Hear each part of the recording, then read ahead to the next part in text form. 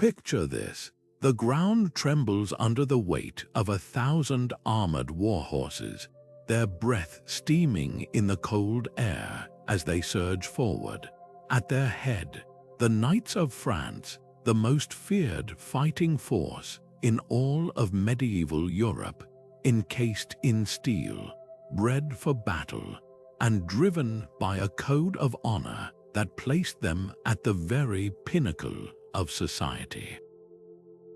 To stand against such a charge was to invite certain destruction, or so it seemed, because on one fateful day, that unstoppable force met something it could not overpower, not a wall of spears, not a castle's gate, but the silent, swift, and deadly rain of arrows unleashed by English longbowmen.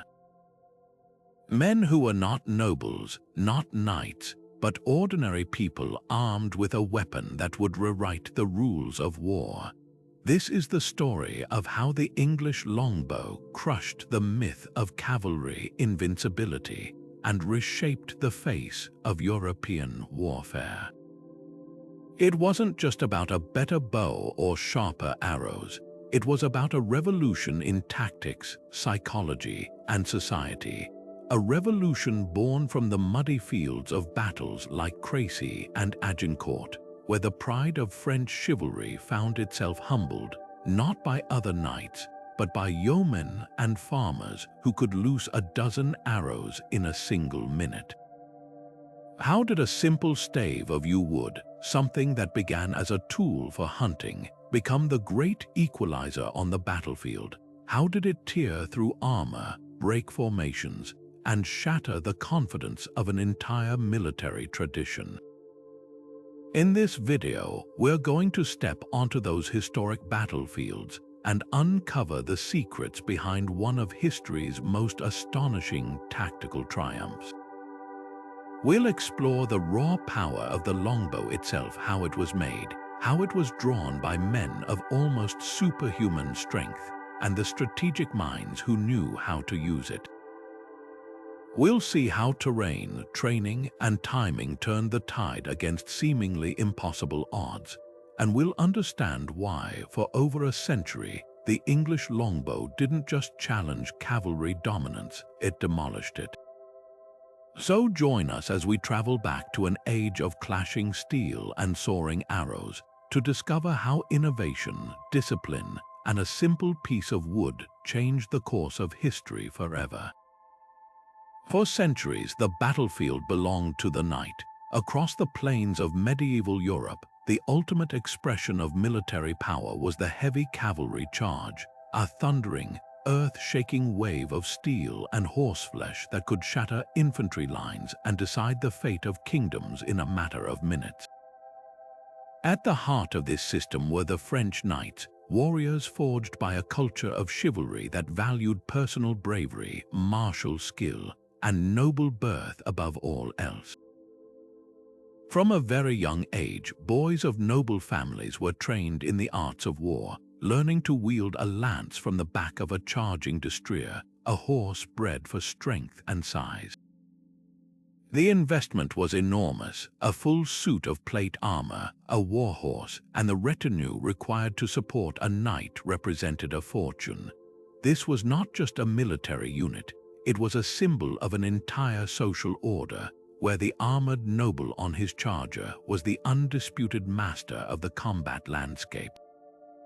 Their tactics were built around this singular, devastating moment of impact, relying on sheer momentum and psychological terror to overwhelm opponents before a real fight could even begin. Across the Channel, a very different military tradition was taking root in England.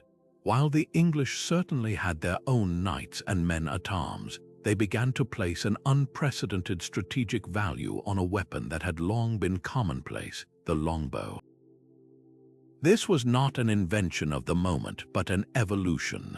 The longbow had its origins as a powerful hunting tool, but through a series of visionary royal decrees, it was transformed into the backbone of England's army. Kings like Edward I implemented laws such as the Assize of Arms, which legally required every able-bodied man of a certain age to practice archery regularly, often every Sunday after church. Villages across England echoed with the thud of arrows hitting practice butts, creating a deep and widespread reservoir of skill. This was a societal effort, turning ordinary yeomen, farmers, and tradesmen into highly capable military assets. This created a fascinating divergence in military philosophy. France's strength was concentrated in a small, incredibly expensive, and elite warrior class. Their power was immense but also brittle. The loss of a few hundred knights in battle was a catastrophic blow, not just militarily but socially and politically. England, by contrast, was cultivating a decentralized, robust, and scalable force. Their strength lay in the collective power of thousands of commoners, each possessing a skill that could be deployed en masse. The knight was a precision instrument, a scalpel. The longbow was a sledgehammer. One system was built on the ideals of individual glory and aristocratic privilege, the other on collective discipline, mass training, and strategic pragmatism.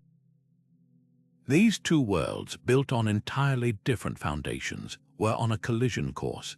The muddy fields of France would soon become the proving ground where the old world of chivalric charge would meet the new world of projected power, and the results would change everything. But what exactly was this weapon that could humble a knight? At first glance, it appears deceptively simple, just a long, curved piece of wood and a string. Yet the reality is a masterpiece of medieval engineering, a tool whose every detail was refined for maximum lethality on the battlefield. The iconic English longbow, or warbow, was typically crafted from a single, carefully selected stave of yew wood. This choice of material was no accident. Yew possesses a unique combination of properties that made it ideal for this purpose. The wood from the outer part of the tree, the sapwood, is excellent at resisting tension. It wants to stretch. Meanwhile, the inner heartwood is brilliant at handling compression. It wants to squeeze together. A skilled bowyer would shape the stave so that the natural elasticity of the sapwood formed the back of the bow, facing away from the archer, and the stronger heartwood formed the belly, facing the archer. This created a natural laminate, a single piece of wood working in perfect harmony to store and release an enormous amount of energy. The sheer scale of the weapon is the first clue to its power. Standing over 6 feet tall, often taller than the man firing it, the longbow was a massive piece of equipment. To bend this formidable staff required almost unimaginable strength. Historical evidence, including skeletons of archers with dramatically enlarged left arms and deformed shoulder and spine joints, tells a vivid story of a lifetime of intense physical strain. The draw weight, the force needed to pull the string back to the ear, frequently exceeded 150 pounds. To put that in perspective, many modern hunting bows have a draw weight of between 40 and 70 pounds. Drawing a warbow was not a gentle pull. It was a full-body effort, engaging back, shoulder, and core muscles to haul the string into position. This immense power translated directly into lethal force, propelling an arrow with enough velocity to punch through armor and knock a fully grown man off his feet. This raw power was only half the equation. The longbow's true tactical genius lay in its astonishing rate of fire. A highly trained archer, his muscles conditioned by years of practice, could loose up to 12 aimed shots in a single minute. This speed created a storm of arrows that could darken the sky. Compare this to the primary ranged weapon of the French forces, the crossbow. While a crossbow could be powerful and required less physical strength to operate, its complex winding mechanism meant a reload time of a minute or more for a single bolt. In the time it took a crossbowman to fire once, a longbowman could unleash a dozen arrows. This volume of fire was utterly debilitating, creating a near-constant hail of projectiles that disrupted cavalry formations, sowed chaos, and inflicted continuous casualties long before the enemy could even get within striking distance. The arrows themselves were far from simple. They were specialized tools of war. The most famous type was the bodkin point, a long, narrow, square-sectioned arrowhead that looked like a metal spike. This design was not for slashing or cutting. It was engineered for one purpose of penetration. Modern tests have shown that a bodkin point shot from a heavy war bow could indeed pierce plate armor, especially at the closer ranges typical of the final moments of a cavalry charge. The arrows were fletched with goose or swan feathers, cut to a precise height and shape to stabilize the shaft in flight without creating too much drag, allowing for a remarkably flat and accurate trajectory. An archer didn't arc his shots high into the air for most of the battle. He fired directly into the oncoming mass of men and horses, and the arrows flew with terrifying speed and force. This combination of rapid fire, armor-piercing ammunition, and the disciplined mass of archers is what made the English longbow not just a weapon, but a system that dominated the battlefields of the 100 Years' War. But building this formidable weapon was only half the battle. A longbow is useless without an archer strong enough to draw it and skilled enough to aim it under the immense pressure of a charging knight. This is where England's true genius lay, not in the bow itself, but in the system that created the archer. While France invested its wealth and identity in a tiny aristocratic warrior class, England tapped into a far deeper and more powerful resource, its entire population of common men. The English Archer Corps was not a professional standing army in the modern sense. It was a national institution, a vast and ever-renewable pool of talent cultivated through a combination of cultural encouragement, economic incentive, and outright legal compulsion. The foundation of this system was laid down by law. Beginning in the 13th century, a series of royal decrees transformed archery from a pastime into a civic duty. The assize of arms of 1,252 required every man between the ages of 15 and 60 to equip themselves according to their wealth, and for those of modest means, this often meant a bow and arrows. But the most famous and impactful laws came later. In 1363, King Edward Roman III issued a proclamation that explicitly commanded all able-bodied men to practice archery every Sunday and on holidays, and forbade them from wasting their time on other games like football or handball. Imagine the scene in villages across England. After church services, the entire male population would gather in the fields to shoot at designated targets, their skills honed week after week, year after year, from boyhood into old age. This wasn't a suggestion, it was the law of the land enforced by local officials. The government was, in effect, running a massive, decentralized, and incredibly effective military training program for centuries. This constant, lifelong practice created archers of almost superhuman capability. Drawing a warbow requires immense, specific muscle groups to be developed. Modern analysis of skeletons found on the wreck of the Mary Rose, King Henry VIII's warship, reveals the physical toll of this profession. These archers had skeletons that were dramatically altered by their trade, thickened left arm bones, enlarged shoulder joints, and even deformed spines and arrowhead injuries to their fingers, all telltale signs of a life spent handling these powerful weapons. They weren't just strong, they were specialists, their bodies sculpted by decades of repetitive strain. This level of conditioning meant an English archer could maintain his devastating rate of fire, loosing arrow after arrow with lethal force, throughout the duration of a long and exhausting battle, a feat that would be impossible for a hastily trained conscript. Recruitment for campaigns was often based on a contractual system known as indenture. experienced captains, veterans of previous wars, would be commissioned by the king to raise a company of a certain size.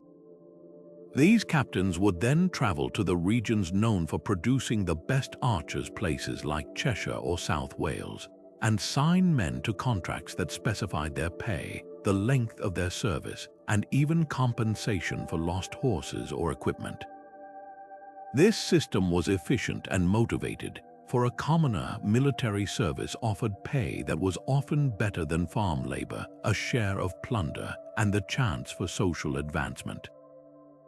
It created a class of professional soldiers who fought campaign after campaign, gaining invaluable experience that fresh recruits could never match. They were not a mob of armed peasants. They were disciplined, confident, and highly motivated veterans who understood their vital role on the battlefield. This mass recruitment gave England an insurmountable numerical and qualitative advantage. In a major battle, an English army might field thousands of longbowmen, each one a product of this rigorous national system. This stood in stark contrast to the French approach, which struggled to muster effective crossbowmen in similar numbers, often having to rely on expensive and sometimes unreliable mercenary companies from Genoa. The English system was organic, scalable, and self-replenishing. Every village green was a training ground. Every boy practicing with his bow was a potential soldier. This deep bench of skilled manpower meant that England could sustain losses and continue to field effective armies for generations, while the loss of a few hundred French knights in a single afternoon could cripple a nation's military leadership for a decade. The longbow was the weapon, but the English archer, forged by law, hardened by practice, and led by experience, was the true instrument of victory. To fully grasp the shock of the longbow's success, we must first step into the mind of the medieval French knight and understand the world he dominated. His entire existence, from childhood training to his final moments on the battlefield, was built around one singular, terrifying event: the cavalry charge. This was not a simple gallop towards the enemy. It was a calculated cataclysm, a spectacle of sound and fury designed to win a battle not through attrition, but through sheer, overwhelming psychological and physical force. Picture the formation: knights grouped together in a convoy, a tight-knit unit of perhaps 20 to 30 men who had trained and often fought together. These convoys would assemble into a larger line, a wall of mounted warriors that could stretch across a field. At the signal, they would begin their advance, first at a walk, then a trot, building momentum and coordination. As they closed the distance, the pace would quicken to a canter, and finally, in the last few hundred yards, they would spur their massive destriers into a full, earth-pounding gallop. The goal was to hit the enemy line all at once, a concentrated hammer blow of lances, armor, and horseflesh moving at incredible speed.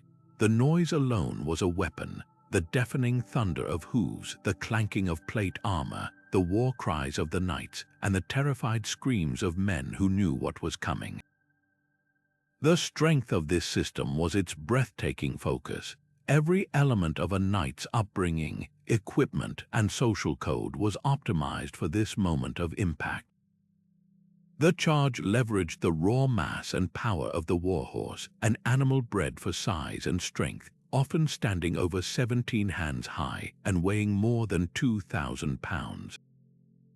When multiplied by hundreds of such animals, this became an unstoppable physical force. The knight himself was the pinnacle of personal protection for his time, encased in a sophisticated suit of plate armor that could deflect most sword blows and lance tips. His primary weapon, the couched lance, was designed to transfer the full kinetic energy of the charging horse through a single, focused point, capable of punching through shields and mail with devastating effect. Beyond the physics, the true genius of the charge was psychological. The sight of this glittering, thundering wall of steel bearing down upon them was meant to trigger pure, primal terror in the hearts of opposing infantry. The expectation, often fulfilled, was that enemy lines would simply break and run before contact was even made, saving the knights the messy work of actual combat. This was warfare as intimidation, a performance meant to win through the spectacle of invincibility. Yet for all its awesome power, the knightly charge was a system riddled with critical vulnerabilities, a fact English commanders would learn to exploit with brutal efficiency. Its greatest strength was also its greatest weakness. It was a one-trick strategy. The entire military doctrine was built around this single, decisive moment. If the charge failed to break the enemy line, the knights were immediately in grave danger. A heavily armored knight on a large horse, trapped in a static melee amidst disciplined infantry, lost all his advantages. He became a slow, top-heavy target, vulnerable to men on foot who could swarm him, pull him from his saddle, and dispatch him with daggers through the gaps in his armor. The system was also profoundly dependent on ideal conditions, particularly the terrain. A successful charge required a long, open, and firm field. Muddy ground, like that at Agincourt, could bog down horses and slow the charge to a crawl, robbing it of its momentum. Wooded areas, hedgerows, or broken ground could break up the formation, preventing the knights from striking as a unified mass. The charge was a beautifully engineered instrument, but it only worked in a very specific set of circumstances. Furthermore, the very culture of chivalry that produced these magnificent warriors often worked against tactical coherence on the battlefield. While knights fought in connoissance, the overarching emphasis was on individual glory and prowess. The pursuit of honor and ransom could lead to a lack of discipline. Knights might break ranks to engage prestigious opponents or chase fleeing enemies, disrupting the planned cohesion of the assault. This focus on personal combat made the French command structure less flexible than the more disciplined, hierarchical approach of the English. A French army was often a collection of proud nobles and their retinues, each with their own agenda, rather than a unified instrument obeying a single commander's will.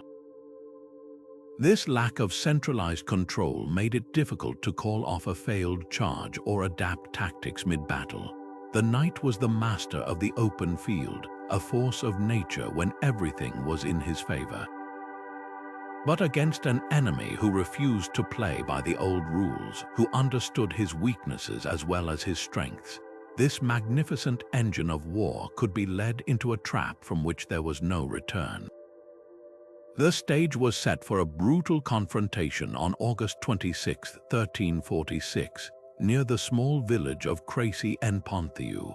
King Edward III of England, having marched his army across northern France on a large-scale raid known as a chevauchée, now found himself cornered. He was heavily outnumbered, with estimates suggesting his force of around 12,000 men faced a French army perhaps twice its size, an army that included the very flower of European chivalry. Yet rather than retreat or seek terms, Edward chose his ground with the cool precision of a master tactician. He arrayed his men along a low, sloping ridge, a position that would force the French to attack uphill, directly into the heart of the English killing zone. The English army was divided into 3 battles or divisions, with the main one commanded by Edward himself and his 16-year-old son, the Black Prince, who was about to receive a bloody baptism of fire. In front of these formations, on the forward slope of the ridge, Edward placed his true weapon, thousands of longbowmen arranged in jagged, harrow-shaped formations that would allow them to unleash a crossfire into any advancing enemy. Understanding the vulnerability of his archers to a direct cavalry assault, Edward did not leave their defense to chance. The men were ordered to plant a forest of sharpened stakes into the ground before their positions, creating a deadly, hidden fence that would impale the chests of charging warhorses.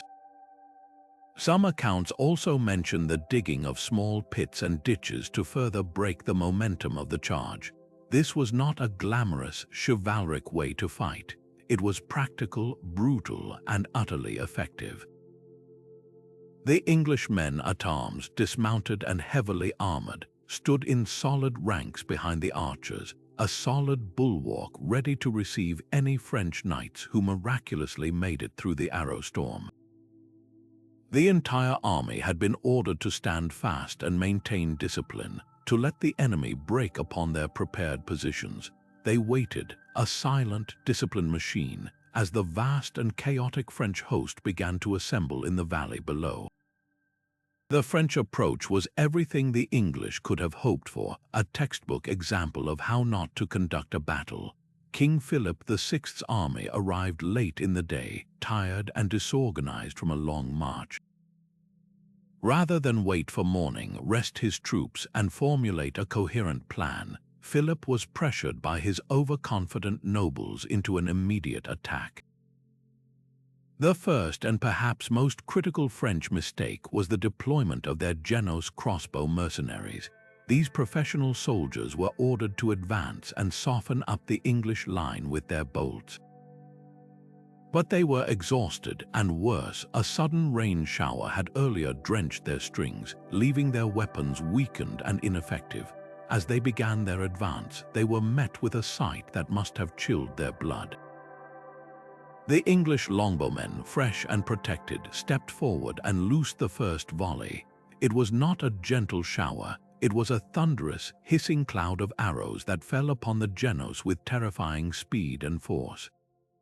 The crossbowmen, unable to reply with any comparable rate of fire, and lacking their large protective pavise shields which had been left with the baggage train, were cut to pieces. They broke and fled back towards the French lines, only to be cut down by the furious French knights who saw their retreat as cowardice, screaming, "Kill this rabble! They are blocking our way." This chaos was the prelude to the main disaster.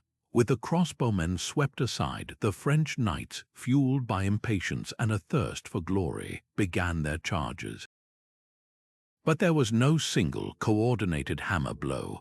Instead, wave after wave of noble convois charged up the slope into the gathering darkness, each one eager to claim honor for itself.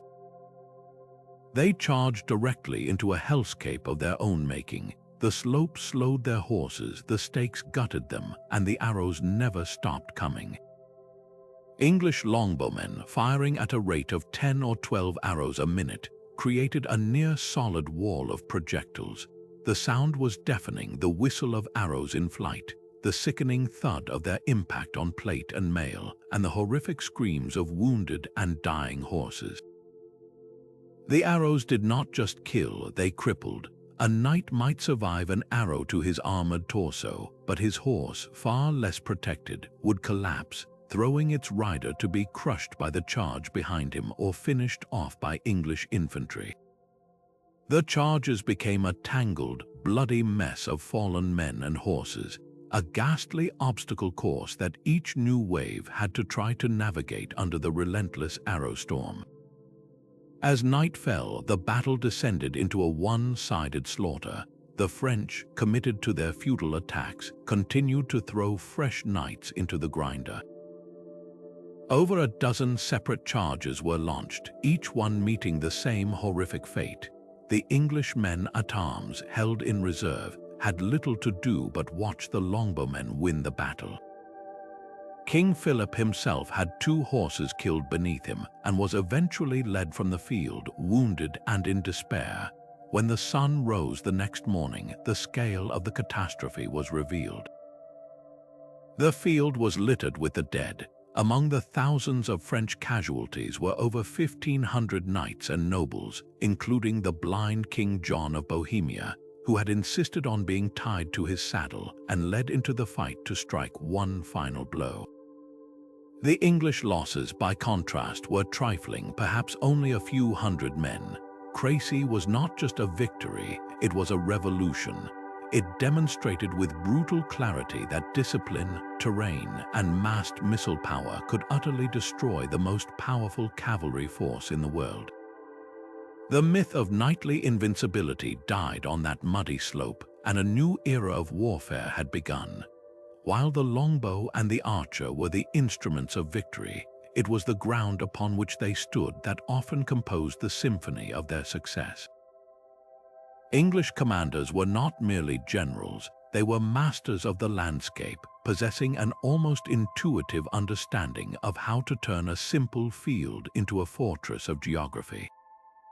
They knew that to defeat the French knight, they did not necessarily need stronger men or better steel. They needed to rob the cavalry charge of its very essence, its speed, its cohesion, and its terrifying momentum. This strategic foresight led them to consistently seek out and occupy battlefields that were, to the French eye, deeply unglamorous and tactically confounding. The most common and effective terrain choice was the defensive slope. A gentle incline like the one at Cracy might not look like much on a map, but its effects were multiplied exponentially under the conditions of battle. For the attacking knight, charging uphill was a draining, slow-motion nightmare. His massive warhorse, already carrying hundreds of pounds of combined rider and armor, had to fight gravity with every labored stride. This gradual sapping of energy meant the charge would often arrive at the English lines not as a unified, thunderous wave, but as a disorganized, winded, and staggered trickle of individuals and small groups. The horses were exhausted, their powerful lungs heaving, making them easier targets and less controllable. For the English archer standing on the crest, this same slope was a gift. It provided him with a clear, uninterrupted field of view and fire. He could see the entire approaching army, judge distances with greater accuracy, and his arrows flew with a slightly flatter, more direct trajectory, increasing their punch at the critical moment of impact just before the lines met. Beyond slopes, the English sought to constrict the battlefield, to force the vast French numerical advantage into a bottleneck where it became a weakness instead of a strength. They would position their armies with natural obstacles protecting their flanks, a dense wood on one side, a river or marsh on the other. At Agincourt, the field was narrowed to less than 1,000 yards between two thick forests. This geographical funnel was a trap of genius. The French knights, compelled by their doctrine to charge the enemy center, had no room to maneuver. They could not sweep around the flanks. They could only push forward into the narrowing kill zone. This caused a disastrous compression effect. As more and more knights entered the funnel, those at the front were slowed by the English defenses and arrow fire, while those behind continued to push forward. The result was a chaotic, suffocating press of men and horses, a jammed traffic jam of armored nobility where individuals could barely raise their weapons, let alone effectively fight. The knights' greatest asset, their numbers, became their own worst enemy, as they were packed together into a stationary target for the relentless English archers. Perhaps the most demoralizing terrain for cavalry was the simple, sodden-plowed field. After a night of rain, what had been a firm meadow could transform into a quagmire of thick, clinging mud. This was the reality at Agincourt. The French charge, already constricted by the woods, had to advance across hundreds of yards of freshly plowed earth turned into a deep, sticky soup by the weather. The destriers, magnificent on solid ground, sank to their fetlocks, their powerful muscles straining just to lift their own weight. A gallop was impossible. A trot was difficult. Often, the charge was reduced to a slow, exhausting walk. The mud clung to the horses' legs, sucking the boots from the riders' feet, and draining every ounce of momentum from the assault. By the time the first French knights reached the English lines, they were barely moving, surrounded by the bodies of their comrades and their horses, shot down during the long, slow march across the open ground. They presented not a fearsome impact, but a wall of exhausted, vulnerable targets for the English men at arms who stepped forward to finish the job. In the hands of a skilled commander, even the weather and the soil became weapons in the arsenal, proving that the most powerful army could be defeated not by a stronger foe, but by a smarter one who knew how to make the very earth itself fight on his side. This staggering speed of fire translated into a mathematical advantage that simply overwhelmed the enemy's capacity to respond. A single English longbowman, drawing and releasing with a rhythm born of a lifetime of practice, could easily loose 10 to 12 arrows in a single minute. Now multiply that individual by thousands. An English army at Agincourt fielded perhaps 5,000 to 6,000 archers, conservatively estimating if each man shot just 10 arrows per minute, that is a deluge of 60,000 arrows raining down in just 60 seconds. In the time it took a Genos crossbowman at Cracy to wind his weapon, load a single bolt, and take him a process that could take a full minute or more, the English line had already erased the sky with a storm of wood and steel. This wasn't just a volley, it was a continuous, unrelenting barrage, a horizontal blizzard of death that never seemed to pause for breath. The French knights weren't just charging into a wall of arrows, they were charging into a river of them, a current so thick and fast that navigating it seemed impossible. The psychological impact of this ceaseless hail was as devastating as the physical damage. Imagine the sensory overload for a knight at the rear of a charging convoy. First he hears it, a low, rising hum that grows into a pervasive hiss, like a monstrous swarm of insects. Then he sees it, the sky darkening as thousands of arrows arc overhead, blotting out the sun in fluttering waves. For a moment, there is an eerie silence at the peak of their flight before the terrifying whistle of their descent begins. Then comes the impact, not a single, unified crash, but a constant, horrifying percussion of thuds, cracks, and screams. The sound of arrowheads punching through laminated wood shields, the screech of metal on metal as they glance off plate armor, and the sickening, wet thump of them finding softer targets in horseflesh or the gaps in a knight's defenses. There is no respite, no lull in the storm to regroup or even take a full breath. Just as one wave of arrows strikes, the next is already in the air, and the next after that. This constant pressure was designed to shatter not just formations, but minds, eroding the courage of even the most seasoned knight. This overwhelming volume of fire served a crucial tactical purpose beyond just killing. It disrupted the cavalry charge at its most fundamental level. A successful knightly charge relied on maintaining a tight, cohesive formation at high speed, a wall of momentum. The longbow barrage systematically dismantled this unity.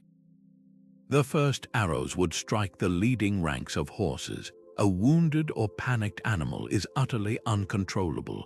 It might rear, bolt to the side, or simply collapse, creating a deadly obstacle for the ranks behind. This caused a domino effect of chaos. Knights who had been focused on holding their line and couching their lances were now desperately trying to control their terrified mounts, swerving to avoid fallen comrades and creating gaps in the formation. The charge, once a unified hammer blow, degenerated into a disorganized mob of individuals, each man fighting for his own survival rather than acting as part of a whole. By the time the survivors reached the English lines, they were no longer a concentrated force capable of breaking the infantry. They were scattered, disoriented, and exhausted, arriving in ones and twos to be easily dispatched by the waiting men at arms.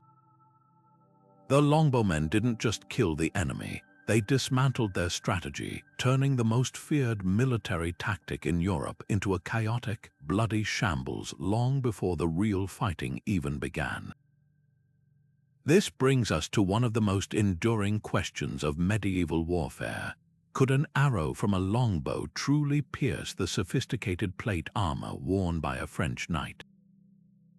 popular image often suggests it was nearly impervious, a walking fortress safe from any projectile. But the reality, borne out by both historical accounts and modern scientific testing, is far more nuanced and terrifying for the man inside the armor.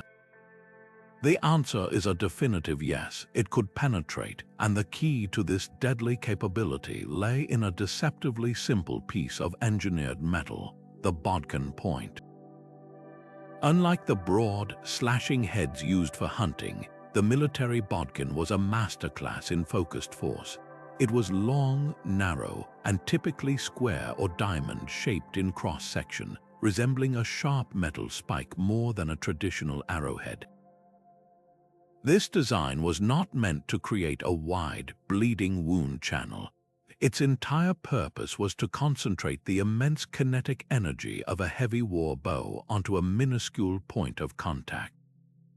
Think of the difference between trying to push a thumbtack into a wall with your palm versus with your thumb. All the force is focused, allowing it to puncture the surface. The bodkin worked on the same principle, transforming the arrow from a cutting tool into an armor-piercing projectile. These points were also heat-treated, a process of hardening the steel to make it less likely to deform or shatter upon impact with hardened plate, ensuring it maintained its integrity to drive through. The physics of this interaction are crucial to understand. The energy delivered by a longbow arrow is staggering. A 1.5-ounce arrow launched from a 150-pound draw weight bow could achieve speeds of over 150 feet per second, carrying enough force to be lethal at well over 200 yards. However, penetration was not just about raw power, it was about pressure force divided by area. The bodkin's tiny tip, perhaps only a few millimeters across, created an astronomically high pressure point upon impact. This force was often enough to overcome the yield strength of the steel plate, the point at which the metal stops flexing and actually fractures or punctures. It's important to note that medieval plate armor was not uniformly thick. It was expertly shaped to deflect blows, with thicker sections over the vital organs and thinner, more flexible areas at the joints. A bodkin point striking a breastplate at a perfect 90-degree angle had a much harder task than one striking a thinner or more curved section of the armor, like a helmet or a gauntlet, where the metal might be thinner to allow for movement. Modern tests using accurate replica weapons and armor have provided fascinating and concrete data. While a shot from 200 yards might only dent the best quality plate armor, at the closer ranges of 50 yards or less, the final, frantic moments of a cavalry charge, the results were dramatically different. High-speed footage shows a hardened bodkin point striking a plate of mild steel. For a fraction of a second, the metal deforms inward, stretching to its absolute limit before it catastrophically fails, with the arrowhead punching a clean, square hole through the plate. The arrow might not always penetrate fully into the knight's body, but even a partial penetration could be devastating. The impact alone would transfer immense energy, akin to being struck by a modern-day hammer, potentially cracking ribs, causing severe bruising or concussing the wearer, stunning him and making him combat ineffective. Furthermore, not every knight wore the highest quality, uniformly hardened steel. Lesser quality armor, older pieces, or armor that had been worn and dented in previous campaigns were far more vulnerable to penetration. For the knight on the battlefield, this scientific reality translated into a horrifying experience. The psychological safety of his armor was shattered. He was no longer safe inside his steel shell. The constant hail of arrows meant it was only a matter of time before one found a weaker spot, struck at the perfect angle, or simply hit with enough concentrated force to breach the defenses. An arrow that pierced the armor could cause horrific internal injuries, and even if the initial wound wasn't fatal, the risk of infection from a dirty arrowhead being extracted was extremely high. This understanding completely changes our view of the longbow's role. It wasn't just a weapon for killing lightly armored horses or breaking formations. It was a legitimate threat to the knight himself, a tool that could systematically dismantle the very core of the enemy's most powerful units, proving that no one, not even the pinnacle of chivalry, was safe from the humble yet utterly lethal English arrow. But the true terror of the longbow went far deeper than the physical wounds it inflicted. It weaponized the atmosphere of the battle itself, targeting not just the body of the French knight, but his mind and spirit. Before a single arrow found its mark, the psychological assault had already begun. The first sign was visual, a distant rustling movement along the English line as thousands of archers knocked their arrows. Then came the sound, a collective deep breath followed by the unified creak of wood bending under immense strain. And then the sky changed. It would literally darken as a thick cloud of thousands of arrows ascended in a high arc, blotting out the sun before reaching their apex and beginning their silent, deadly descent. For those knights waiting to charge or advancing in subsequent waves, this was a uniquely horrifying spectacle. There was no immediate enemy to confront, no knight to challenge. They were simply watching their own death approach from the heavens, a sight that must have frozen the blood of even the most courageous warrior. This sensory overload created a paralyzing cocktail of fear and helplessness. The soundscape of a longbow barrage was unlike anything else in medieval warfare. It wasn't the crash of melee or the blast of a trumpet. It was a continuous, pervasive hiss and whistle, the sound of the arrows in flight, followed by a horrifying symphony of impact.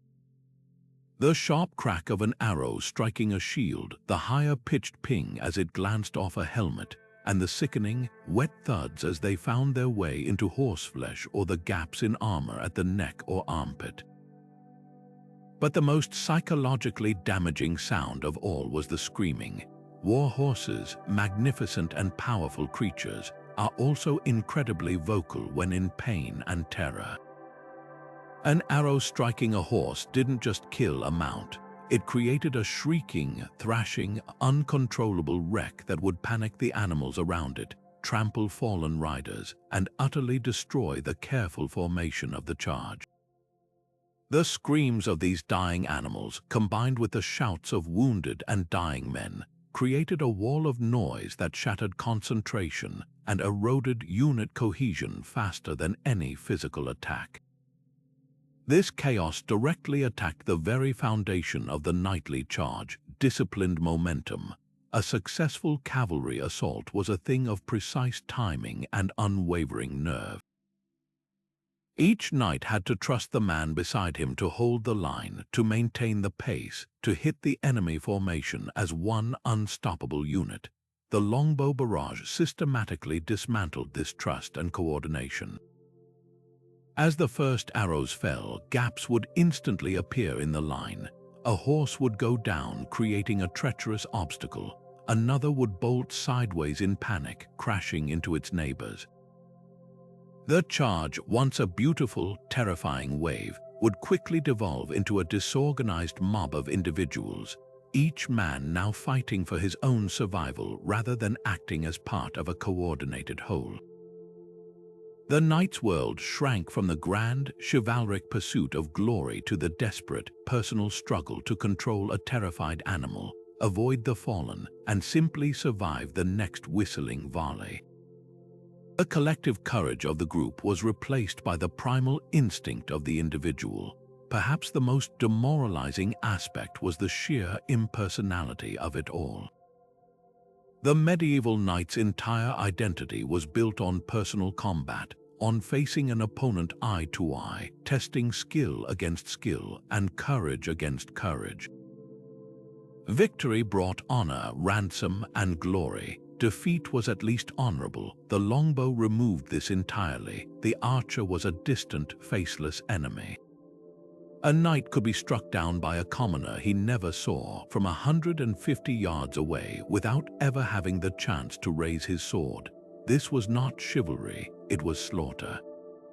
It felt deeply unjust, a violation of the unwritten rules of war that governed their class. This sense of unfairness, combined with the helplessness, bred a special kind of terror and resentment.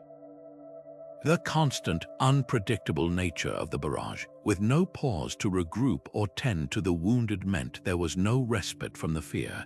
It was a relentless, grinding pressure that frayed nerves and broke wills long before the armies ever met in hand-to-hand combat.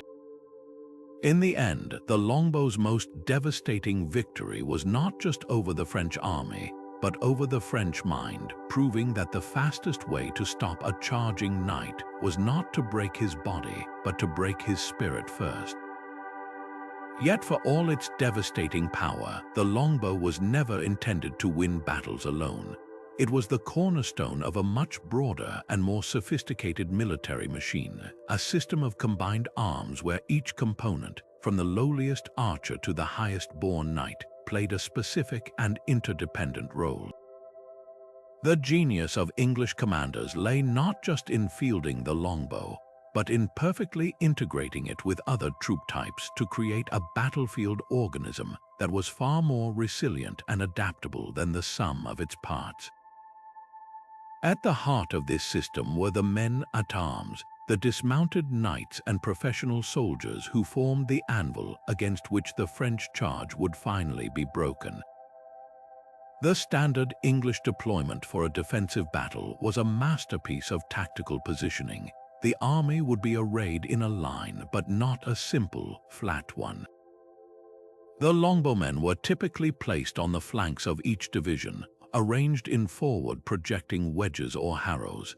This placement was deliberate. It allowed their arrows to enfilade the enemy, creating a deadly crossfire that raked the entire length of an advancing formation rather than just striking its front. Between and slightly behind these wings of archers stood the core of the battle line, the dismounted men-at-arms. These were not commoners but nobles, knights, and their well-armed retainers. In a radical departure from French custom, they fought on foot, clad from head to toe in the finest plate armor and armed with poleaxes, fearsome bills, and swords. They formed a solid, unwavering wall of steel. The entire formation was a carefully constructed trap. The archers were the bait and the barb, designed to lure, disrupt, and bleed the enemy. The men-at-arms were the jaws of the trap, the unyielding barrier that would finally stop the mangled charge dead in its tracks. The synergy between these units was precise and devastating. As the French cavalry advanced, the longbowmen would begin their work, unleashing their storm of arrows to break the formation's cohesion and scythe down horses. By the time the survivors, stunned, disorganized, and often on foot, reached the English lines, they had lost all momentum. They were no longer a unified hammer blow. They were a scattered and exhausted group of individuals. This was the moment the men-at-arms had been waiting for. They would step forward, their formation tight and disciplined, to meet the disoriented knights. The fighting here was brutal, close-quarters work. The English men-at-arms, fresh and standing on solid ground, held every advantage over armored Frenchmen who had just struggled through a nightmare gauntlet of arrows and obstacles. The poleaxe, a versatile weapon combining an axe blade, a hammer, and a spike, was perfectly designed for this gruesome task, capable of crushing armor, hooking shields, and punching through helmets. This combined arms approach also provided critical flexibility and resilience. If a particularly determined group of French knights managed to breach the arrow storm and crash into the English line, the archers were not helpless. They were far from passive spectators. Once the lines met, the archers would often cease their volley fire to avoid hitting their own men and instead join the melee. Swarming around the flanks of the fighting, they would use their knives, swords, and even their heavy bows as clubs to bludgeon opponents.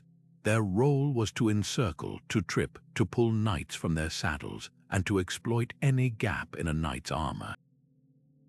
This was the final, demoralizing twist for the French aristocracy, to be dragged down and killed by the very commoners they held in such contempt.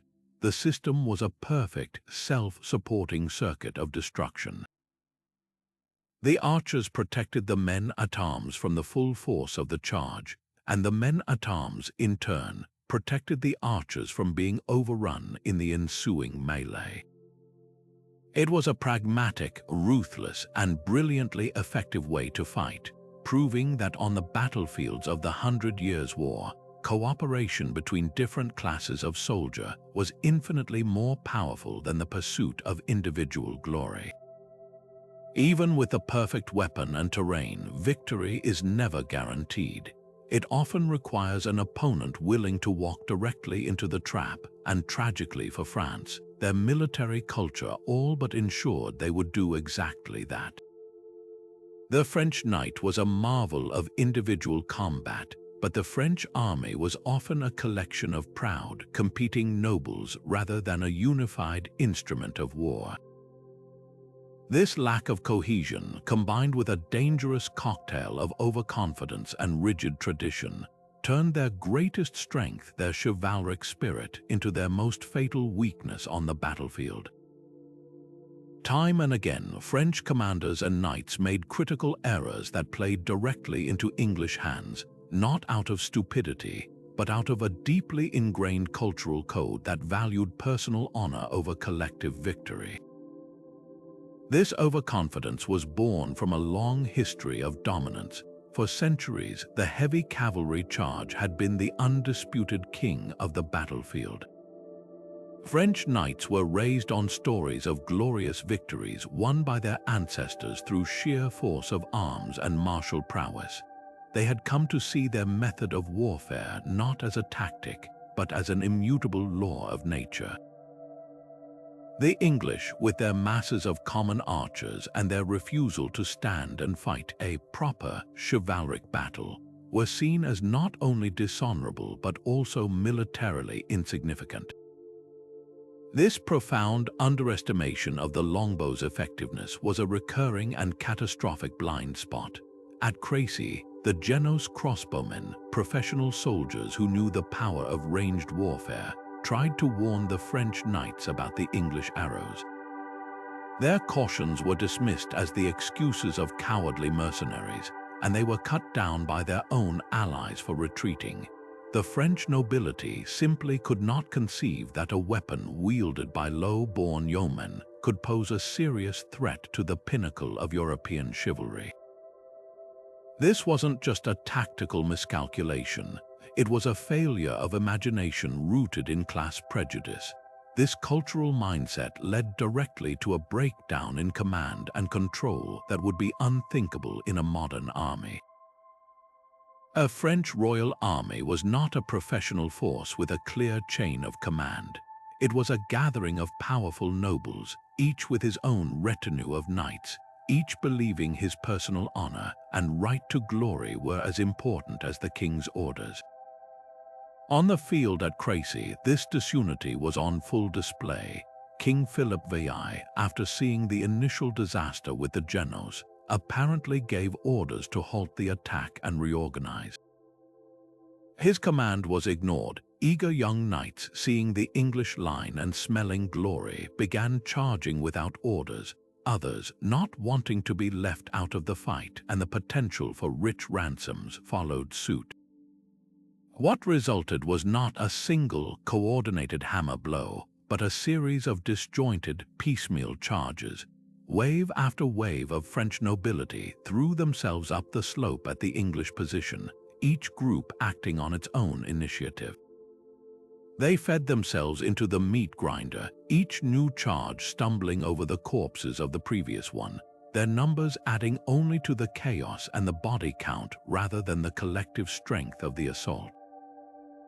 The very ethos of chivalry, which prized individual combat and the pursuit of a worthy opponent, actively worked against the disciplined group tactics needed to counter the English system.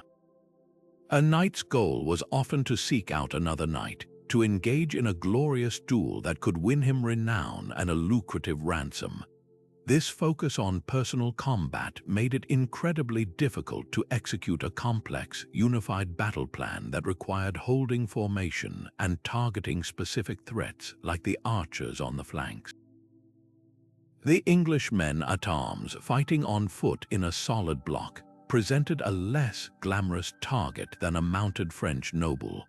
This chivalric code created a kind of tactical tunnel vision, where the immediate pursuit of honor overrode the strategic objective of winning the battle. The French were trying to win a series of individual combats, while the English were executing a single, cohesive battle plan designed to destroy an army. It was a clash of philosophies, and on the muddy fields of France, cold, collective discipline proved infinitely more effective than hot-blooded, individual valor.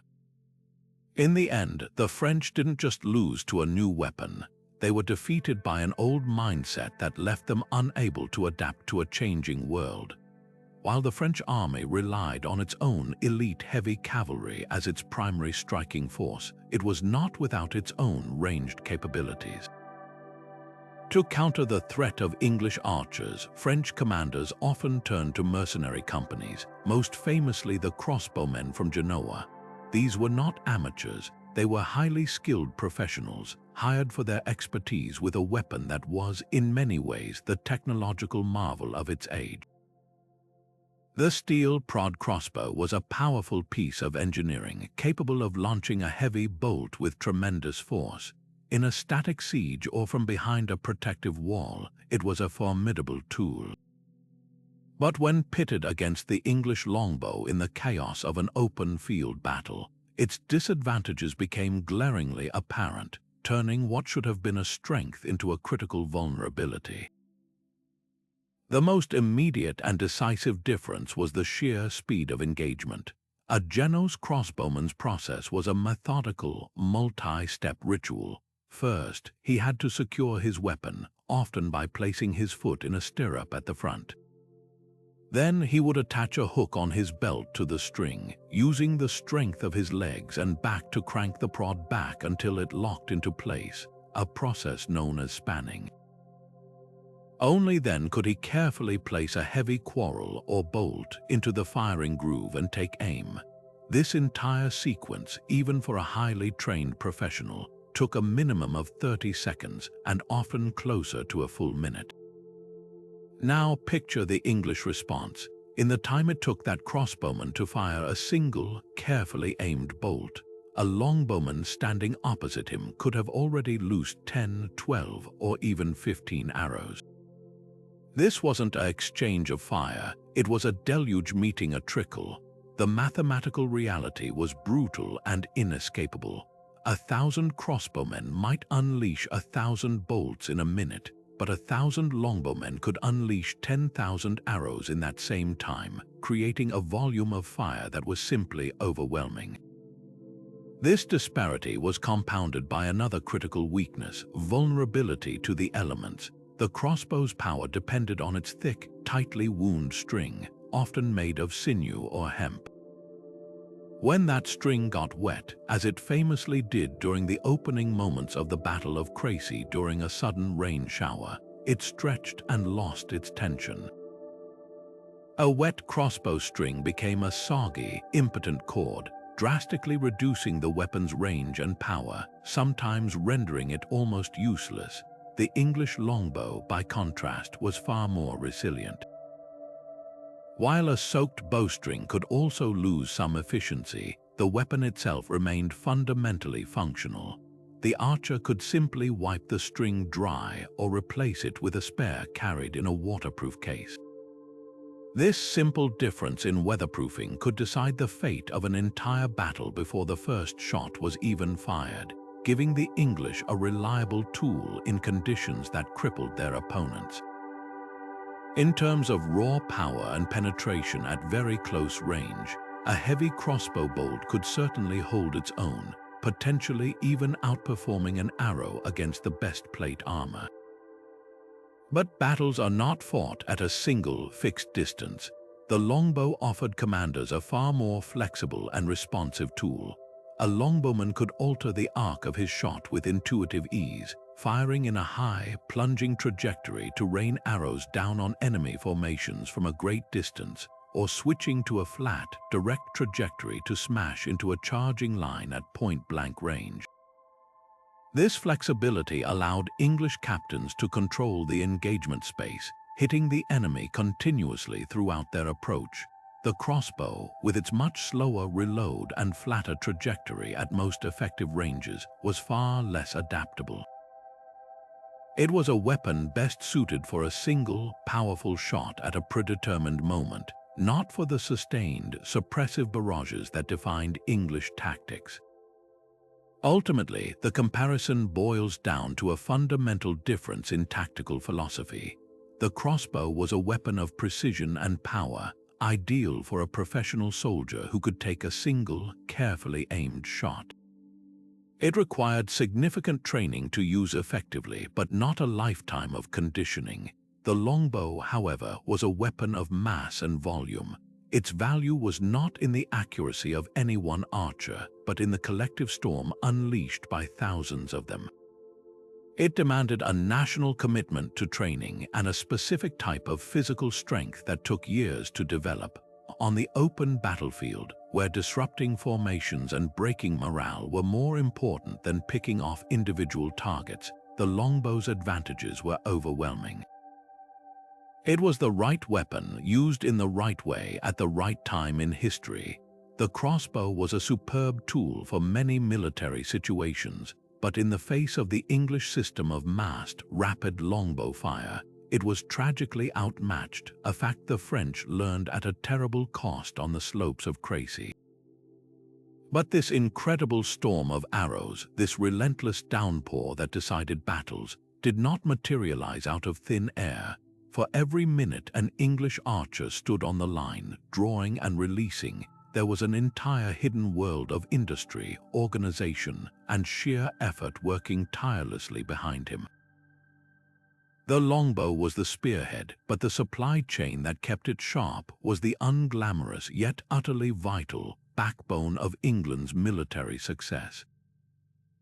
We often picture the battles, but we must also picture the workshops, the forests, and the supply wagons, because without them, the bows would have fallen silent after the first volley. The scale of consumption is almost impossible to overstate.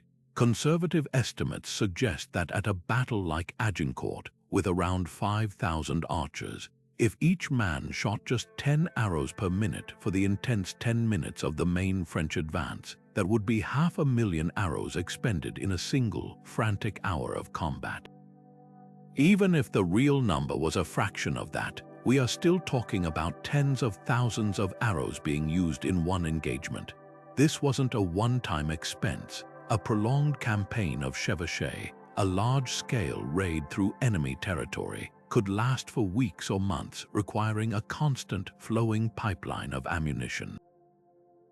An army on the move was like a massive, hungry engine, and its primary fuel was the humble arrow.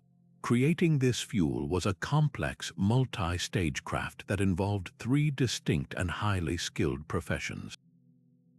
It began in the forests with the arrowsmiths. These were not just lumberjacks, they were experts who knew how to select the right wood. Aspen, poplar, and birch were popular choices for the shaft because they were lightweight, straight-grained, and relatively common. They would cut and season the wood, then painstakingly split and shave it into perfectly straight, uniform dowels, each about 30 inches long. Consistency was key. An arrow that was too heavy or warped would fly erratically and undermine the archer's accuracy. Once the shaft was prepared, it moved to the fletcher. The fletcher's art was one of delicate precision. He would cut a small notch called the nock at one end to fit the bowstring.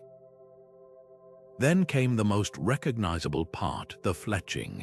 Using carefully trimmed goose or swan feathers, he would glue and bind 3 of them to the shaft near the nock. But this wasn't just simple attachment. The feathers had to be set at a precise angle or helical twist to make the arrow spin in flight. This spin, much like the rifling in a gun barrel, stabilized the arrow, giving it greater accuracy and range over long distances. A poorly fletched arrow was little better than a stray stick. The final and most lethal stage was the work of the blacksmith, who forged the arrowhead. This was not mass production in the modern sense. Each head was often hand-forged. The most common military type was the bodkin point, a long, square-sectioned spike designed for punching through armor. But smiths also produced a variety of other heads, broad heads for hunting and for wounding horses, and specialized types for cutting rope or sailcloth on ships. These arrowheads were then shipped to central locations, often in barrels of thousands, where fletchers would finally slot them into the prepared shafts and secure them with glue and sinew. The entire process, from forest to quiver, was a testament to medieval England's nascent but highly effective capacity for organized production. Getting this enormous quantity of ammunition to the army was a logistical nightmare. Arrows were bundled into sheaves of 24, and a single archer might carry 2 or 3 sheaves on his person at the start of a battle, around 60 to 70 arrows. This was his immediate supply, enough for perhaps 5 or 6 minutes of continuous firing. For the rest, the army was utterly dependent on its baggage train. Wagons loaded with thousands upon thousands of sheaves had to follow the army on its marches across often treacherous terrain. These wagons were prime targets for enemy raids and were vulnerable to weather, broken axles, and muddy roads. Their safe passage was a strategic priority of the highest order. Once in theater, the English became masters of living off the land, and this extended to their archery supplies. While they brought vast quantities with them from England, a campaign lasting months would inevitably require resupply. This was done through ruthless foraging and local procurement. As the army moved through the French countryside, officials would be tasked with commandeering local resources. They would seize stocks of timber for new shafts, raid dovecotes and farms for feathers, and even press local blacksmiths into service to forge new arrowheads. It was a brutal but effective system that turned the enemy's own territory into a workshop for its own destruction. The ability to maintain this flow of ammunition, to keep the arrows flying day after day, was a logistical achievement that rivaled any tactical maneuver on the battlefield, proving that wars are won not just by the strength of the arm that draws the bow, but by the countless hands that keep it supplied. For decades after the calamity at Cracy, French military doctrine remained stubbornly rooted in the chivalric ideal, a refusal to adapt that led to repeated disasters like the Battle of Poitiers in 1356. Yet the sheer, grinding cost of these defeats, the loss of noble lives, the ransoms that drained treasuries, the humiliation of kings captured on the battlefield slowly forced a painful and reluctant evolution in French tactics. The initial, almost instinctual response was to simply improve personal protection. Armorers across France and Italy began crafting thicker, more sophisticated plate armor, employing new hardening techniques and designing pieces with more deflective angles. The iconic suit of full plate armor, the kind we associate with the late medieval knight, was in many ways a direct answer to the longbow. Breastplates became heavier and were often made from layered, tempered steel. Articulation at the joints was refined to allow for greater mobility without exposing vital gaps. This technological arms race had a measurable effect. By the time of Agincourt in 1415, a knight's armor was significantly more resistant to arrows than that of his grandfather at Cracy, especially at longer ranges. However, this solution was incredibly expensive, further limiting an already elite force, and it did nothing to protect the knight's most vulnerable asset, his horse. Recognizing that they could not simply armor their way out of the problem, French commanders began to experiment with more strategic adaptations. the most significant shift was a move away from offering pitched battle on English terms. Instead of meeting English invasion forces head-on, French strategy increasingly focused on a war of attrition and maneuver.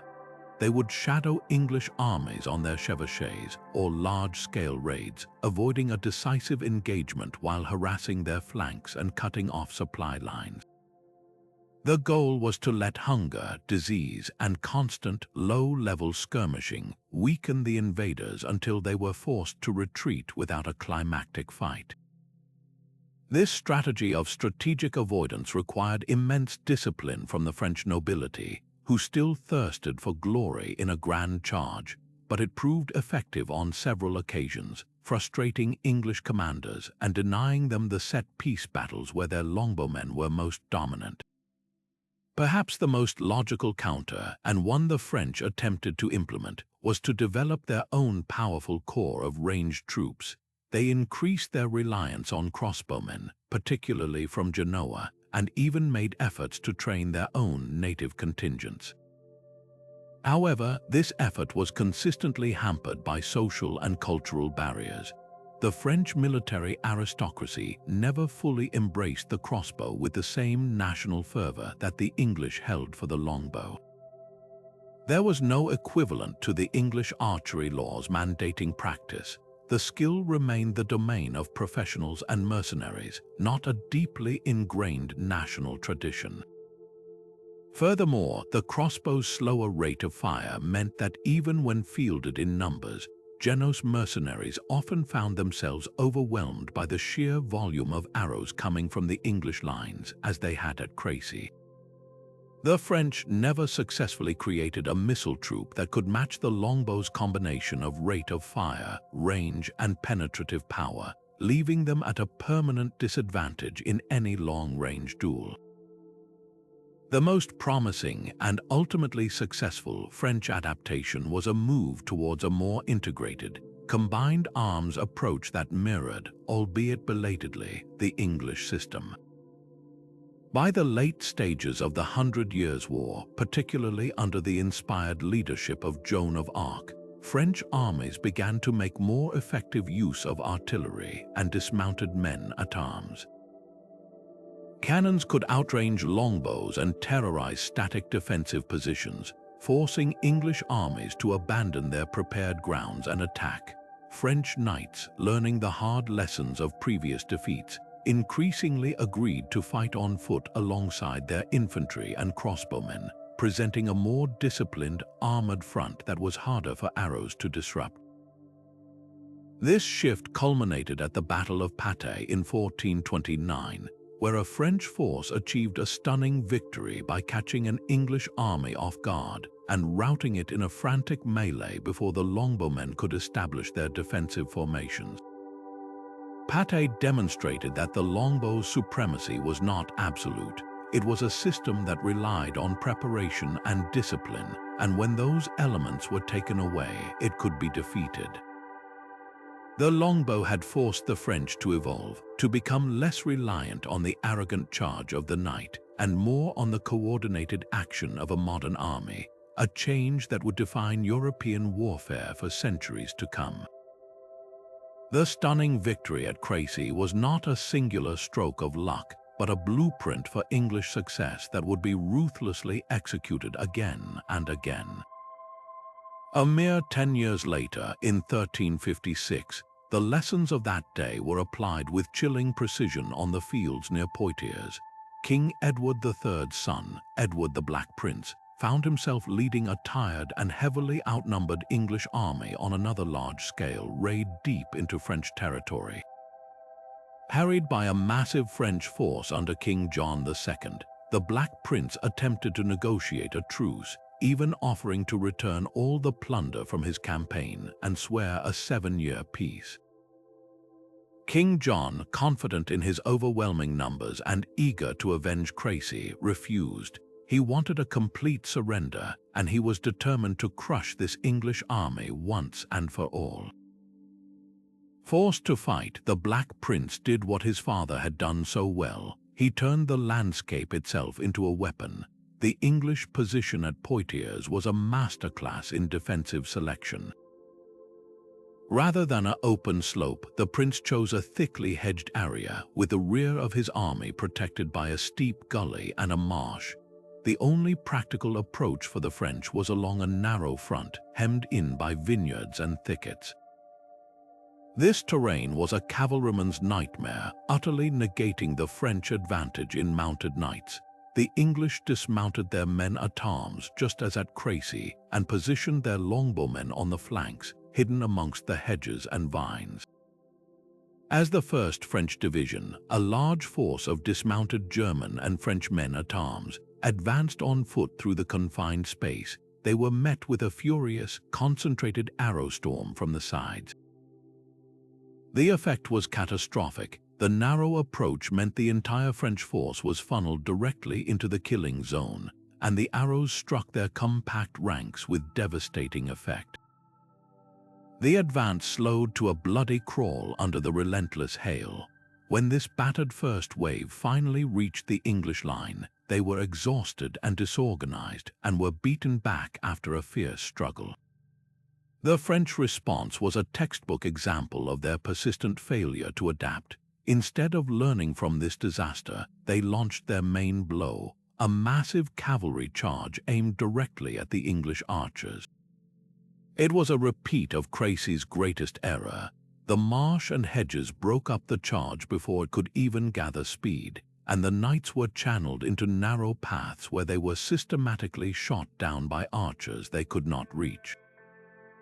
Horses and riders fell, piling up into gruesome obstacles. The few knights who made it through were isolated and easily surrounded. At this critical moment, the Black Prince displayed brilliant tactical initiative. He ordered a small force of mounted men to circle around and strike the disorganized French army in the rear. The surprise of this attack, combined with the continuing arrow storm from the front, shattered French morale. The battle dissolved into a rout. Most humiliatingly, King John himself was captured, ensuring a political and financial victory for England that was every bit as significant as the military one. Poitiers proved that Cracy was no fluke. It was a repeatable formula of terrain, discipline, and firepower. That formula reached its bloody, muddy, and most legendary apex nearly 60 years later at Agincourt in 1415. The circumstances were even more dire for the English. King Henry V's army was riddled with dysentery, starving, exhausted, and desperately trying to march to the safety of English-held Calais. They were intercepted by a fresh French army that outnumbered them by at least 4-1, a force that included the very cream of French chivalry, all eager to wipe away the shame of previous defeats. The field that Henry chose, or was forced to accept, was a narrow strip of open land between two dense woods, recently plowed and utterly sodden after a night of heavy rain. Once again, the English king understood his tools perfectly. He dismounted his men-at-arms and placed them in a single, solid line, only 4 men deep, to maximize the length of his front. On the flanks, he positioned his longbowmen, and crucially, he had each man sharpen a stake to plant in the ground before them, a lesson learned from previous battles that would prove decisive. The French, confident to the point of arrogance, spent the hours before the battle quarreling over who would have the honor of leading the charge and capturing the English king. Their plan was simple and brutish, a massive frontal assault by dismounted men-at-arms aimed at the center of the thin English line. They believed their sheer mass would overwhelm the sick and hungry invaders. What happened next was a slaughter born of terrible conditions and tactical genius. The French knights, encased in 60 pounds of plate armor, had to advance across a freshly plowed field that the rain had turned into a knee-deep quagmire of thick, clinging clay. It was a slow, exhausting trudge of hundreds of yards, all the while under a constant, punishing rain of arrows from the English flanks. The longbowmen, their rate of fire unimpeded by the wet weather, poured shot into the struggling mass. The narrow battlefield, constricted by the woods, compressed the advancing French into an ever tighter, suffocating crowd. Those in the front were slowed by the mud and the arrow fire, while those behind pushed forward, creating a terrifying press of humanity where men could not raise their weapons or even breathe. When the leading French ranks finally reached the English line, they were so packed together and exhausted that they could barely lift their arms. The English men at arms, standing on slightly firmer ground, cut them down with ease.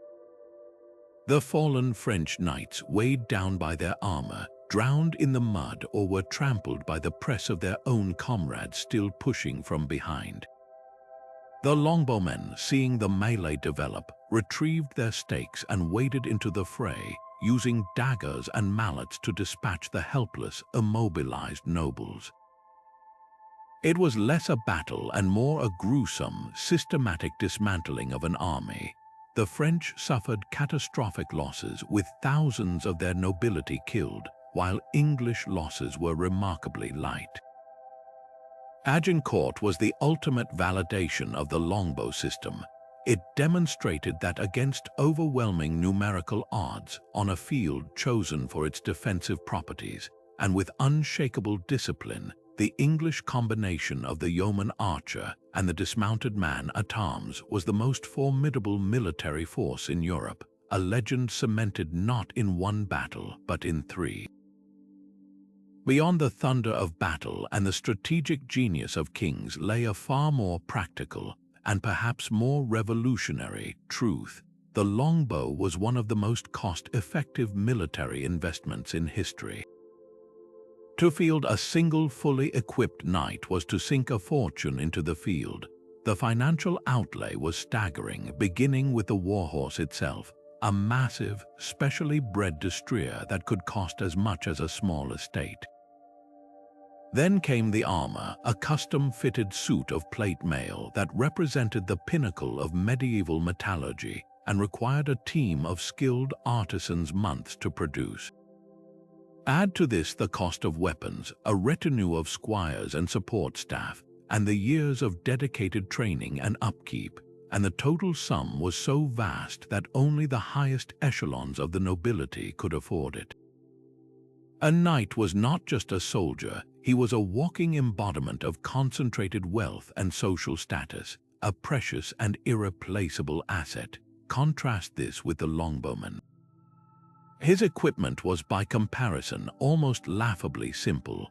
A bow crafted from a single stave of yew wood, a leather string, a quiver, and a few sheaves of arrows. This was the entire arsenal. While a skilled bowyer was needed to shape the stave, the process was far less resource-intensive than forging a full suit of plate armor. The arrows, though produced in massive quantities, were the product of widespread cottage industries rather than rare master craftsmen. The real investment was not in the gear but in the man himself, and thanks to the nationwide system of mandatory archery practice, that investment was made not by the crown but by the commoners themselves throughout their entire lives. The state's cost was essentially limited to the wages and food for the duration of a campaign.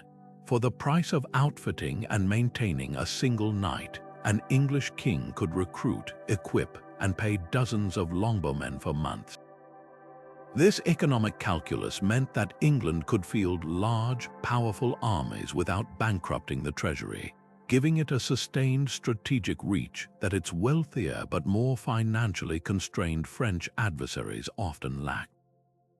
This staggering disparity in cost had profound and far-reaching social consequences, effectively democratizing the power of life and death on the battlefield. For centuries, warfare had been the exclusive domain of the aristocracy. It was their game, played by their rules for their glory and profit. The common foot soldier was often little more than a poorly armed levy, a reluctant participant with little training and even less expectation of personal gain or honor. The longbow changed this dynamic utterly. A skilled yeoman archer drawn from the villages and farmlands now wielded a weapon that could decide the fate of kingdoms and topple the greatest lords of the land. On the fields of Crécy and Agincourt, it was not the noble knight in his shining armor who was the most valuable soldier, but the common man with his 6-foot stave of yew. This shift granted the English commoner a new sense of military importance and, by extension, a growing sense of self-worth and social value. This empowerment inevitably began to erode the very foundations of the feudal social order. The traditional justification for the nobility's privileged position was their role as society's protectors, the warriors who provided security in exchange for peasant labor. But what happened when the peasants proved to be better warriors? The sight of captured French nobles being led away by the common archers who had defeated them was a powerful symbolic blow to the aura of innate aristocratic superiority. The wealth that flowed back to England from these ransoms did not just go to the king and his barons. A significant portion found its way into the pockets of the archers themselves, lifting their families out of poverty and creating a new class of prosperous small landowners. This economic mobility further destabilized the old hierarchies. The longbow did not just win battles, it subtly but inexorably reshaped English society, fostering a spirit of independence and self-reliance among the common people that would continue to grow for centuries, challenging the idea that bloodline alone determined a man's worth and forever altering the relationship between those who ruled and those who fought. While the iconic silhouette of the English longbow, a simple, graceful curve of wood, remained unchanged for centuries, this apparent simplicity belied a constant, quiet evolution in its craftsmanship. The weapon that triumphed at Agincourt was not identical to its ancestor used at Cracy. Through generations of trial and error, English bowires and fletchers made a series of crucial incremental improvements that honed the longbow from a powerful tool into a refined instrument of war.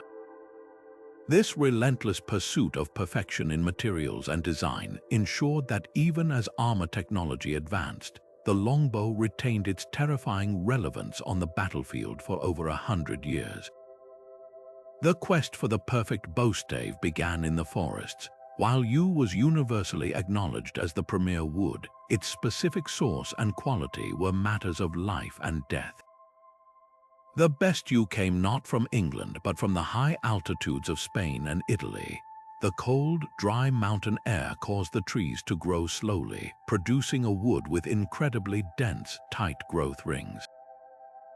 This dense grain was the secret to the bow's power and resilience. English authorities recognized this so keenly that they mandated the import of these superior staves as a strategic priority, sometimes even accepting them as payment for tariffs. The process of selecting the right stave was an art form in itself. A master bowyer would inspect countless pieces of wood, searching for a stave with the perfect natural curvature and a flawless balance between the pale, flexible sapwood that would form the bow's back and the rich, red, compression-resistant heartwood that would become its belly. He would then spend weeks, sometimes months, carefully shaping it, shaving off minute slivers of wood, constantly testing the bend until the limbs stored and released energy in perfect, harmonious symmetry. A poorly made bow might simply snap under the immense strain, but a master-crafted one could last for decades, a testament to this sophisticated understanding of natural materials. The arrowheads, the business end of the entire operation, saw perhaps the most dramatic technological evolution. The standard bodkin point, effective as it was not the only tool in the quiver. Blacksmiths developed a whole arsenal of specialized arrowheads for different tactical purposes. Alongside the narrow, armor-piercing bodkin, there were broadheads with wicked, razor-sharp edges designed to cause massive, hemorrhaging wounds in horses and unarmored men. Other types, like the barbed head, were engineered to be difficult to extract, ensuring that even a non-lethal hit could incapacitate a soldier and tie up enemy resources as magicians tried to treat the wound. The metallurgy also advanced. Smiths began to experiment with heat treating the steel points, a process of heating and rapidly cooling the metal to increase its hardness dramatically. A properly heat-treated bodkin point was far less likely to blunt, deform, or shatter upon impact with hardened plate armor, maintaining its needle-like sharpness to drive deeper into the steel.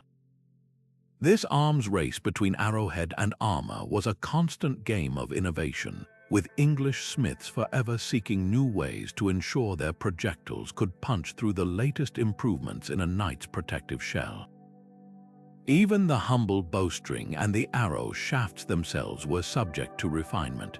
The bowstring, typically made from hemp or flax, was the single most stressed component of the weapon. A snapping string could destroy the bow and injure the archer. To prevent this, bowires developed techniques for making incredibly strong, durable cords, often twisting multiple strands together for maximum tensile strength. They also employed various waterproofing methods, such as rubbing the strings with beeswax or resin. A wet string stretches and loses its power, a potentially catastrophic failure in the rain-soaked fields of northern France. By waxing their strings, archers could ensure their weapons remained functional in downpours that would render crossbows useless. The arrows, too, were perfected for consistency. Fletchers discovered that feathers from different wings of a bird had different natural curves. Feathers from one wing would make the arrow spin clockwise, while feathers from the other would make it spin counterclockwise. For massed volley fire, such inconsistencies didn't matter, but for aimed shots or for archers who might have to retrieve and reuse arrows, standardizing the fletching to ensure a consistent spin greatly improved accuracy and reliability. This attention to the smallest detail, from the twist of a feather to the wax on a string, was what separated the professional English war bow from a simple hunting weapon. It was this silent, centuries-long project of incremental innovation that maintained the longbow's position at the cutting edge of military technology, allowing it to dominate battlefields long after its first devastating appearance. Yet a weapon, no matter how formidable, is only as effective as the hand that wields it. The longbow's revolutionary impact was not an accidental discovery. It was the direct result of visionary leadership, of a succession of English kings and commanders who possessed the strategic genius to see its potential and the ruthless pragmatism to build an entire military doctrine around it. These were not mere figureheads, they were master tacticians who understood that true power on the battlefield lay not in individual glory, but in the disciplined application of collective force. They revered the longbow not for its tradition, but for its terrifying utility, and they fashioned it into the central pillar of a new way of war. The architect of this military revolution was Edward III. His reign marks the pivotal moment when the longbow transitioned from a regional tool to the backbone of the English army. Edward's genius was multifaceted. First, he institutionalized the weapon through laws like the 1363 proclamation that mandated archery practice for all able-bodied men, creating that deep national reservoir of skill we've already discussed. But his brilliance truly shone in how he used these men. At the Battle of Cracy, Edward did everything a traditional commander was not supposed to do. He refused to charge. He dismounted his own knights, forcing the proud aristocracy to stand and fight on foot alongside the common archers.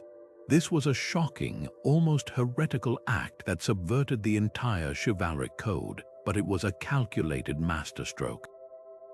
By choosing a defensive slope, planting his banners, and forcing the French to attack his prepared position, he turned their greatest strength, the cavalry charge, into their greatest weakness. He understood that warfare was not a tournament. It was a calculus of advantage, and he positioned his army to maximize every single one of his assets while systematically negating those of his enemy.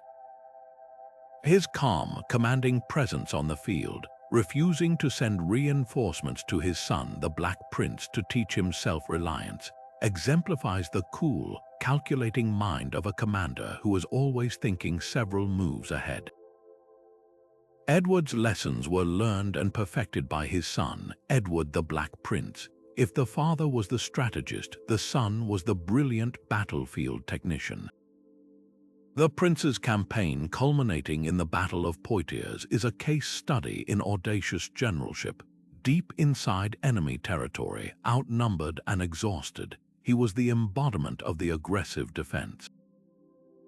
He didn't just find good ground, he created it.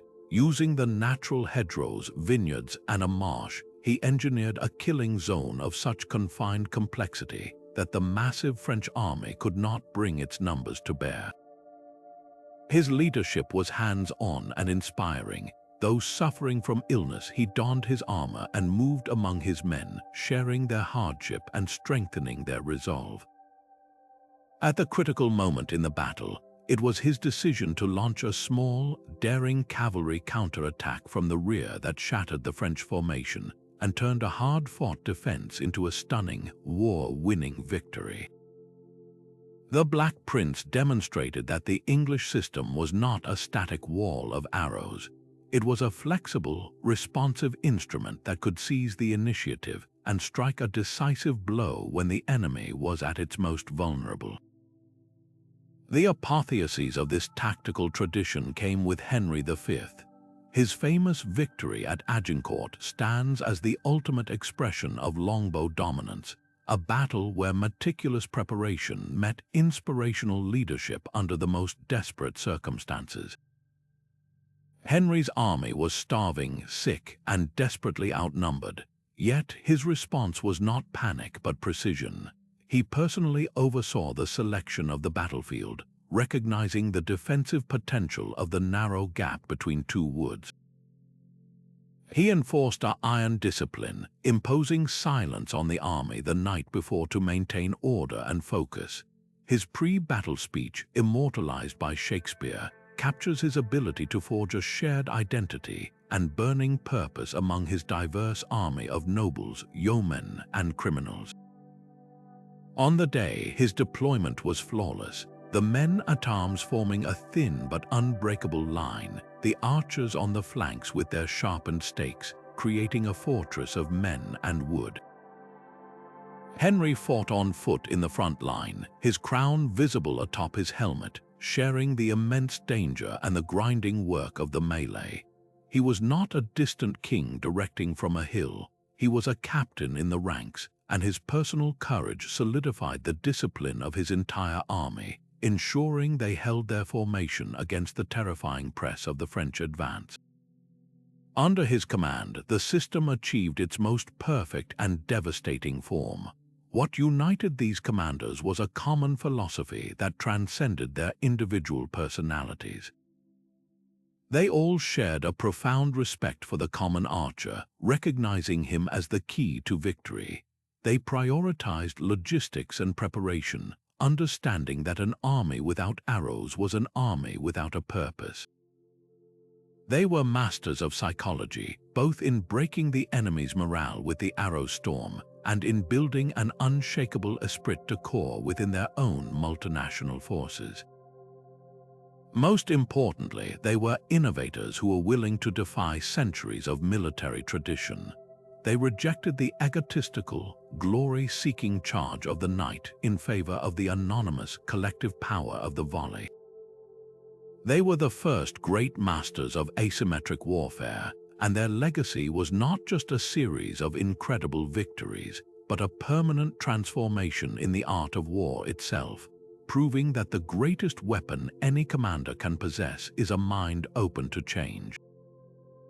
And so, the English commanders, with a pragmatism that often seemed ruthless to their chivalric opponents, identified and exploited the single greatest vulnerability in the entire French tactical system: the knight's magnificent but ultimately fragile warhorse. A fully armored knight atop a charging destrier was a near-invincible fortress on the move. That same knight, unhorsed and lying in the mud, was a slow, vulnerable, and often helpless target. This simple, brutal calculation led to a deliberate and devastating tactical shift. English archers were not just instructed to fire into the mass of an oncoming charge. They were often specifically ordered to aim low to target the horses. This was not an act of random cruelty. It was a cold, clinical decision designed to achieve maximum tactical effect with minimum effort. The physiology of these great animals made them tragically susceptible to this kind of attack. While a knight's armor could deflect or absorb the impact of an arrow, a horse's barding, the specialized armor designed to protect it, was necessarily incomplete. Covering the entire animal in solid plate would have made it immobile. Typically, this protection consisted of a chanfron to guard the head and neck, and perhaps a crupper to cover the hindquarters.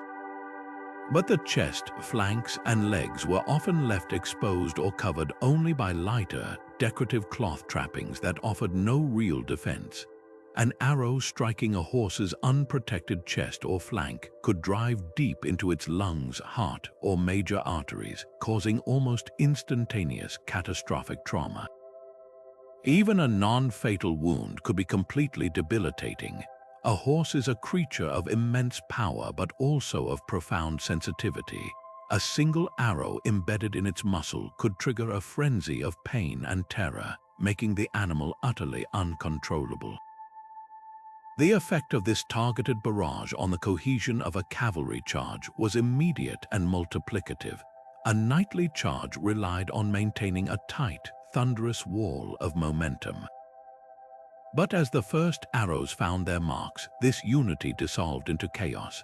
A wounded horse would scream, rear, and bolt sideways, crashing into its neighbors and breaking the formation. A falling horse became a tripping hazard for the ranks behind, creating a domino effect of stumbling, falling, and crashing knights. The knight himself, suddenly thrown from his saddle, found himself in a nightmare. Encased in 60 pounds of steel, he was often completely immobilized. Lying on the ground, he could be easily trampled by the horses of his own advancing comrades, or finished off by English infantry or archers who would swarm forward after the volleys. The psychological impact was equally devastating. For a knight, his horse was not just a vehicle, it was a trusted companion, a symbol of his status, and the source of his power. To see these magnificent animals being systematically slaughtered created a scene of such horror and confusion that it could shatter the morale of an entire division before it ever reached the enemy lines. The English didn't just break the charge, they broke the very heart of it, turning the French army's greatest asset into its most chaotic and tragic weakness. The echoes of the longbow's twang did not fade with the last arrow shot at Agincourt. Instead, they reverberated across Europe, fundamentally reshaping the very philosophy of warfare for centuries to come. The string of stunning English victories served as a brutal, undeniable lesson to every monarch and military commander. The age of the knight's unchallenged dominance was over. Warfare could no longer be a contest of aristocratic valor alone. It had to become a calculated science of combined arms, where the collective discipline of common soldiers could overpower the individual brilliance of the high-born warrior.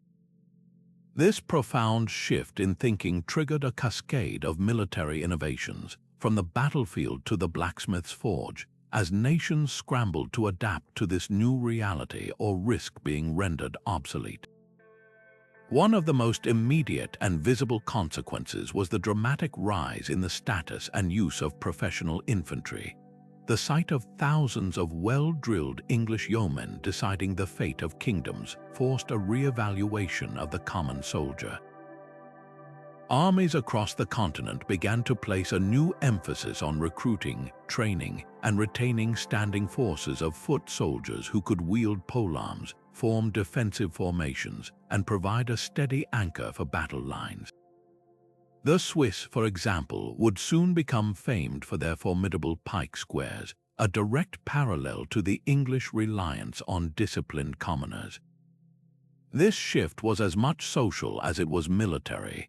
The medieval battlefield, once the exclusive stage for the nobility, was now shared with and often dictated by the professional infantryman, a change that began to erode the feudal structure that had sustained the knightly class for centuries.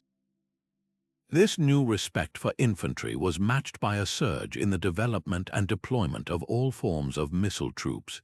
The longbow had proven the decisive advantage of ranged power, and while other nations could not easily replicate England's deep cultural tradition of archery, they eagerly embraced the next best thing, gunpowder.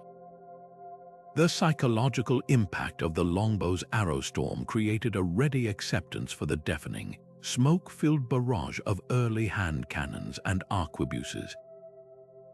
These firearms were slower to fire and less accurate than a longbow in the hands of a master, but they required far less training to use effectively, and their projectiles could punch through even the best plate armor with terrifying ease.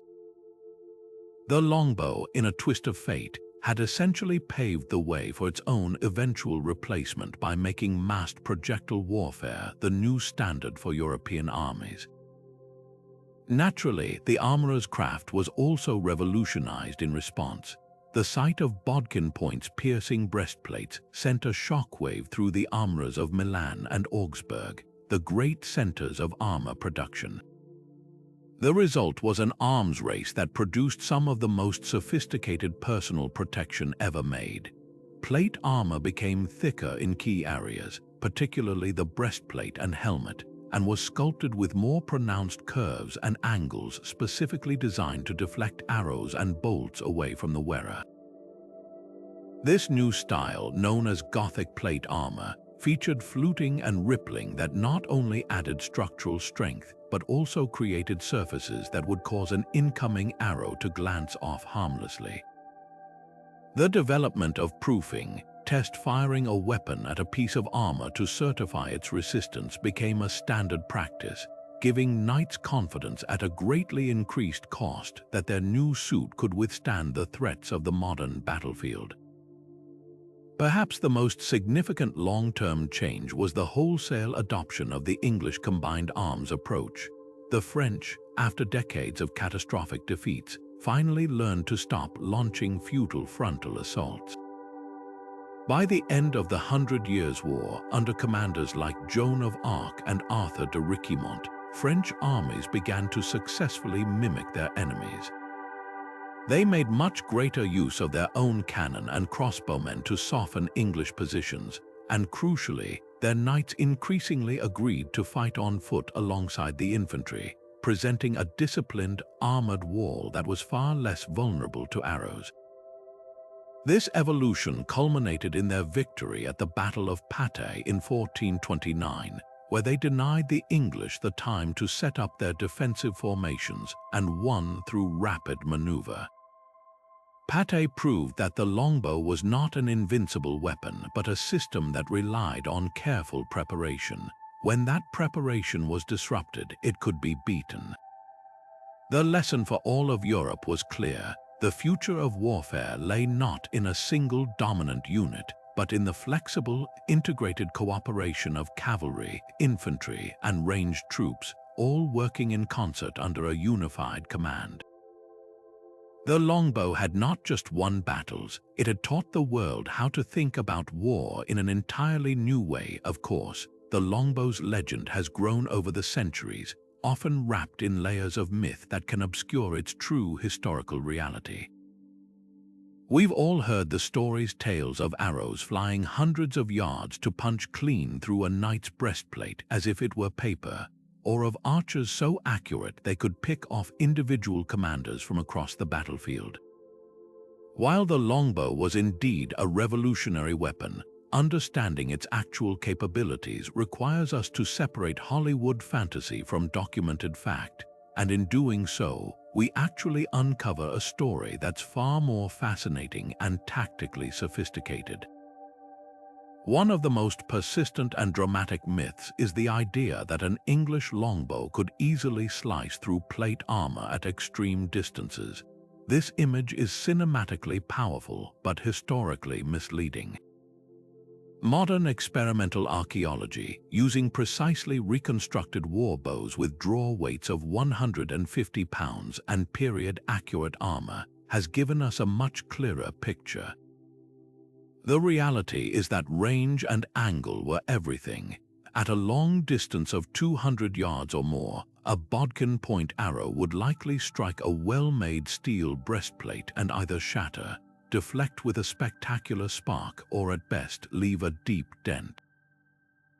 The armor was simply too strong and the arrow had lost too much velocity. However, as that distance closed, the story changed dramatically. Inside 50 yards, the results were terrifyingly different. At this close range, the same arrow, striking at a perfect 90-degree angle, could indeed penetrate, punching a small, clean hole through the plate. The energy transfer alone would be catastrophic, like being hit by a modern-day hammer with the force of a car crash, likely stunning the wearer, cracking ribs, or causing severe internal injuries even if the arrow didn't fully penetrate. So the myth isn't entirely wrong, it just exaggerates the range and consistency. The real tactical goal wasn't to kill every knight with a single shot from afar. It was to create a storm of arrows so dense that some would inevitably find their way to weaker points, the thinner armor at the joints, the visor slits, or the unprotected flanks of the horses at the critical, close-range moment of the charge. This leads directly to another common overestimation, the idea of the longbowman as a medieval sniper capable of incredible feats of accuracy. The legend of Robin Hood splitting one arrow with another is a wonderful tale, but it doesn't reflect battlefield reality. The training of the English archer was not focused on precision marksmanship against a single target. It was geared towards volume and consistency in a mass formation. Archers were trained to loft their arrows in high, arcing volleys at a designated area, not at a specific man. Their skill lay in their ability to fire quickly and rhythmically, maintaining that devastating rate of fire while judging the correct elevation to reach a mass of enemy troops hundreds of yards away. Think of it less like a rifle and more like artillery. The sheer number of arrows in the air meant that pinpoint accuracy was unnecessary. Statistical probability ensured that the intended area would be saturated with deadly projectiles. This massed volley fire was what broke formations and morale, not the pinpoint removal of key individuals, though that certainly could and did happen as a fortunate byproduct of the chaos. We must also address the myth of English invincibility. The longbow was not a magical weapon that guaranteed victory, and its successes were not automatic. The English system was a carefully crafted set of conditions. It required specific terrain that channeled the enemy, rigid discipline to hold formations under the immense psychological pressure of a cavalry charge, and a constant, reliable supply of arrows. When any part of this system broke down, the longbow could be neutralized.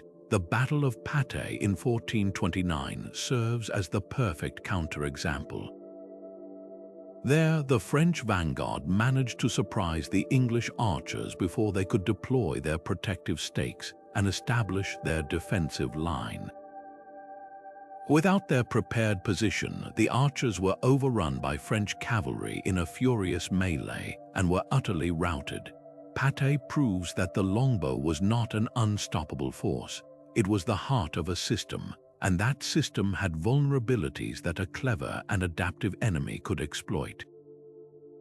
Its dominance was a product of brilliant generalship and specific circumstances, not an inherent magical superiority that could overcome any tactical situation. By dispelling these myths, we don't diminish the longbow's achievement, we elevate it. We see it not as a fantastical superweapon, but as the centerpiece of a real, complex, and brutally effective military revolution, one whose true story is more impressive than any fiction.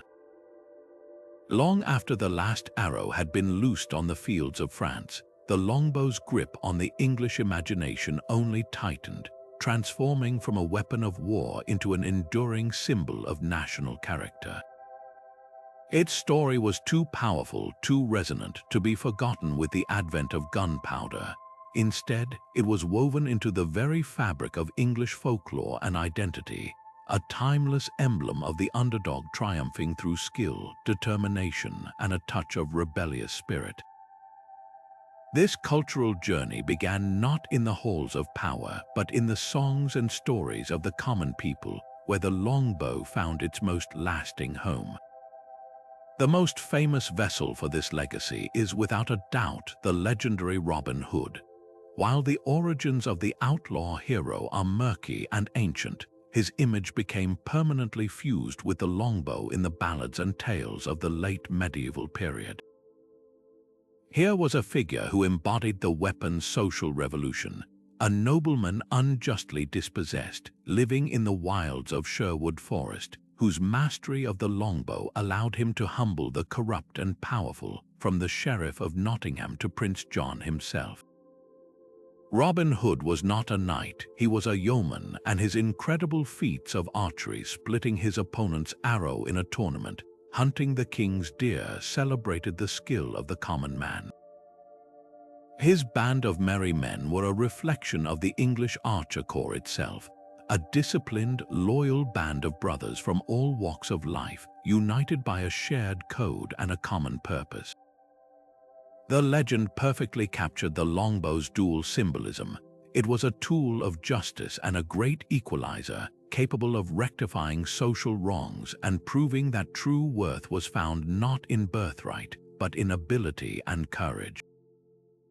For centuries, the stories of Robin Hood kept the ideal of the master archer alive in the public consciousness, ensuring that every English child knew the sight of a longbow meant hope for the oppressed.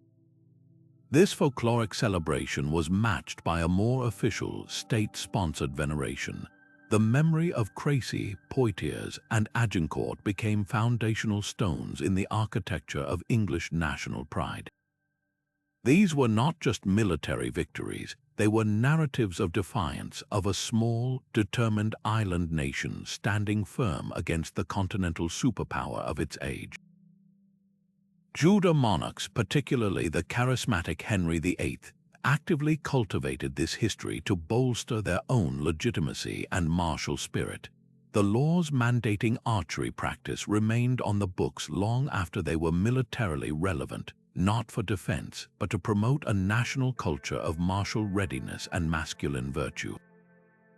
Henry, a skilled archer himself, famously staged a lavish meeting with the French king at the Field of the Cloth of Gold, a summit designed to showcase English wealth and power. Central to the week-long extravaganza of tournaments and feasts were demonstrations of archery, a clear and deliberate message to the French: remember the fields of your ancestors. The longbow had become a diplomatic weapon, a symbol of past glories used to intimidate and assert dominance in a new era. Even as the weapon itself was retired from serious warfare, its cultural power was channeled into new traditions. The first organized archery societies began to appear in the 16th and 17th centuries, not as military institutions, but as clubs for gentlemen. This marked a fascinating social transition. The tool of the yeoman was adopted by the elite as a pastime, a way to connect with a perceived golden age of English valor. This passion for recreational archery exploded during the Victorian era, a period obsessed with medieval romance and national heritage.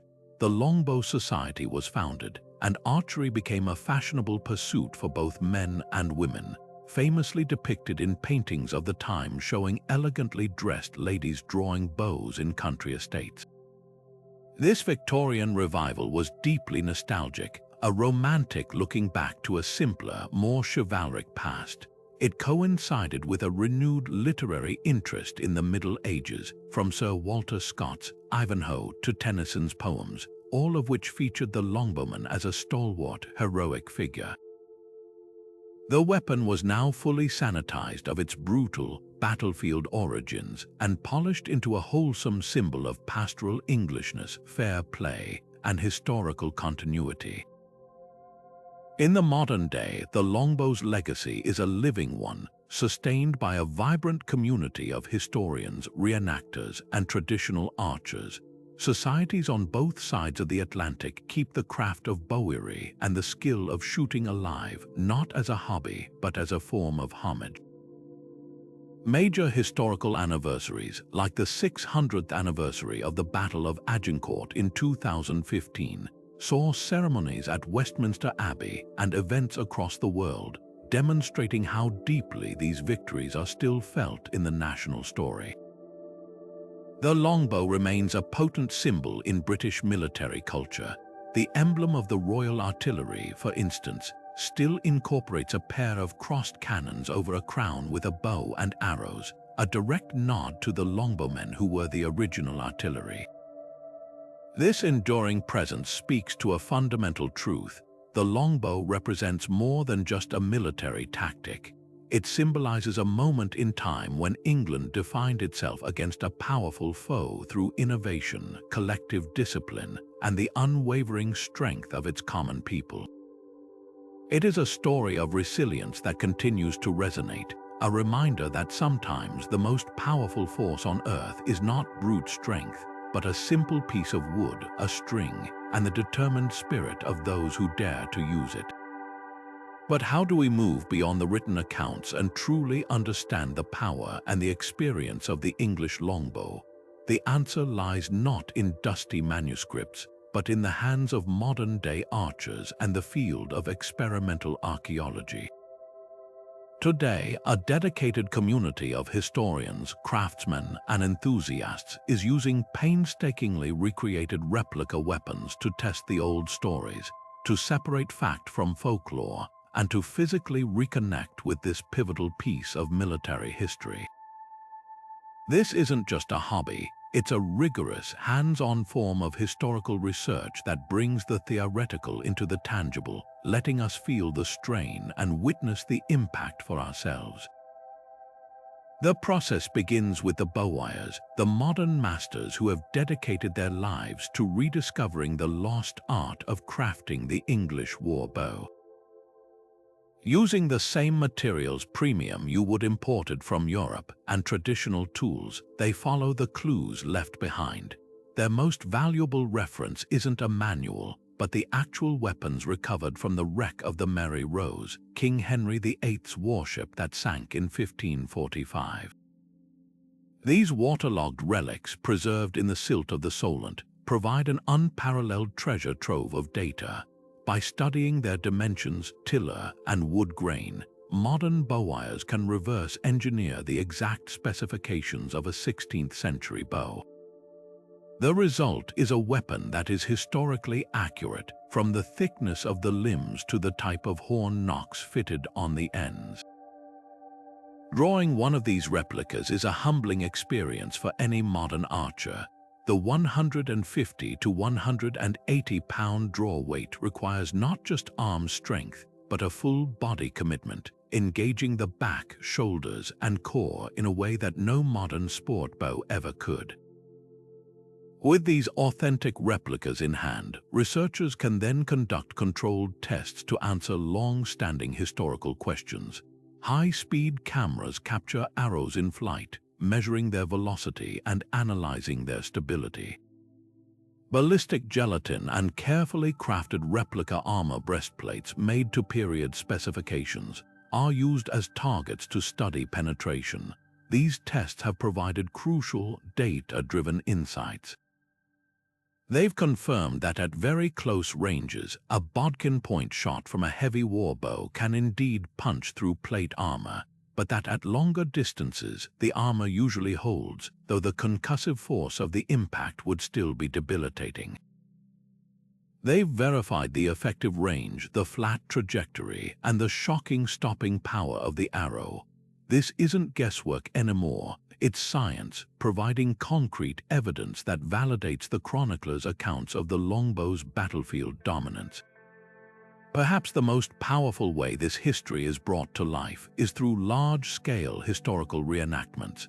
Societies like the Medieval Siege Society or the Company of Chivalry organize elaborate events where hundreds of participants, clad in full period-appropriate kit, recreate the conditions of a medieval battle. For the archers, this involves more than just shooting at a target. They practice forming up in the harrow formations described in the accounts, planting their sharpened stakes and loosing coordinated volleys on command. They experience the chaotic, muddy reality of the battlefield, the deafening noise, and the sheer physical exhaustion of firing dozens of heavy war arrows in quick succession. This immersive experience offers insights that no document ever could: the importance of unit cohesion, the challenge of communication over the din of combat, and the very real fatigue that sets in after just a few minutes of intense shooting. For the public, these reenactments and live demonstrations at museums and historical sites are more than just a spectacle. They are a vital educational tool. Seeing 100 arrows darken the sky in a unified volley, hearing the distinctive thrum of the bowstrings and the whistle of the shafts in flight, provides a visceral, emotional understanding of what a French cavalry charge must have faced. It transforms the longbow from an abstract concept in a history book into a real, terrifyingly efficient engine of war. This living history allows us to appreciate not just the weapon, but the incredible skill and fortitude of the men who wielded it, forging a tangible link across the centuries to the muddy fields of France and the archers who stood there and changed the world. The story of the longbow's triumph is far more than a fascinating chapter in military history. It is a masterclass in asymmetric warfare, a timeless case study in how a smaller, seemingly weaker force can outmaneuver and defeat a larger, more powerful opponent by rewriting the rules of engagement. The English didn't win because they had better knights or more of them. They won because they identified the critical vulnerabilities in the French system and built an entire strategy around exploiting them. This principle of leveraging your opponent's strengths against them is as relevant to a modern startup challenging an industry giant as it was to Edward III facing the flower of French chivalry. The French cavalry's greatest asset was its overwhelming, concentrated force in a frontal charge, a brute strength approach. The English strategy was to refuse to play that game. Instead of meeting that force head-on, they used the longbow to attack from a distance, to disrupt and to disorganize, effectively neutralizing the charge's power before it could ever be fully applied. In modern terms, they didn't compete, they disrupted. They turned the French army's size and tradition into a liability, its rigid structure into a fatal weakness. This highlights a crucial lesson in adaptability and the danger of institutional inertia. The French military aristocracy was trapped by its own tradition and success. Their entire identity, social structure, and doctrine were built around the knightly charge. To abandon it would have been to undermine their own reason for existence. This made them incredibly slow to adapt, even in the face of catastrophic, repeated evidence that their approach was failing. They kept trying to solve the problem with the same tool, only with more intensity, more knights, heavier armor, rather than seeking a fundamentally different solution. In contrast, the English were pragmatists.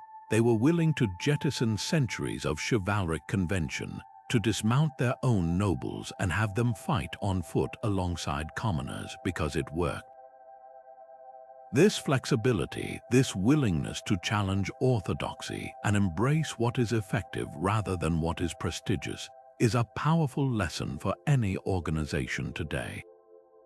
Businesses that cling to a once successful business model in the face of a changing market, or militaries that prepare for the last war instead of the next one, are destined to share the fate of the French knights at Agincourt, stumbling forward into a trap of their own making. Furthermore, the English system demonstrates the incredible strategic value of investing in human capital and decentralized innovation. France's power was concentrated in a small, expensive elite. England's power was distributed among thousands of skilled individuals. The mandatory archery laws effectively crowdsourced military innovation, creating a vast, self-replenishing pool of talent that didn't require central management to maintain. This is akin to a modern company fostering a culture of continuous learning and skill development among all its employees, rather than relying solely on a small team of high-priced experts. By empowering the common yeoman, England unlocked a massive reservoir of potential that their adversaries simply could not match. This approach is mirrored in today's tech landscape, where open-source platforms and decentralized networks often out-innovate and outmaneuver larger, more centralized corporations.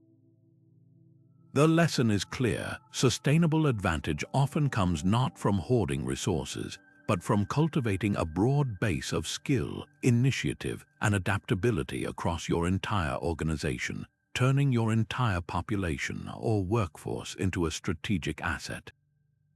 Ultimately, the Longbow's legacy teaches us that victory often goes not to the strongest, but to the smartest, not to the one with the most resources, but to the one who uses their resources with the greatest creativity and focus. It's about finding the asymmetrical advantage, the equivalent of the muddy field at Agincourt or the sharpened stake before the archer's position, that makes your opponent's power irrelevant. Whether in the boardroom or on the battlefield, the principles remain the same. Understand your opponent's weaknesses as well as your own strengths. Be willing to break from tradition to embrace what works, and never underestimate the power of a simple, well-executed idea to topple a giant.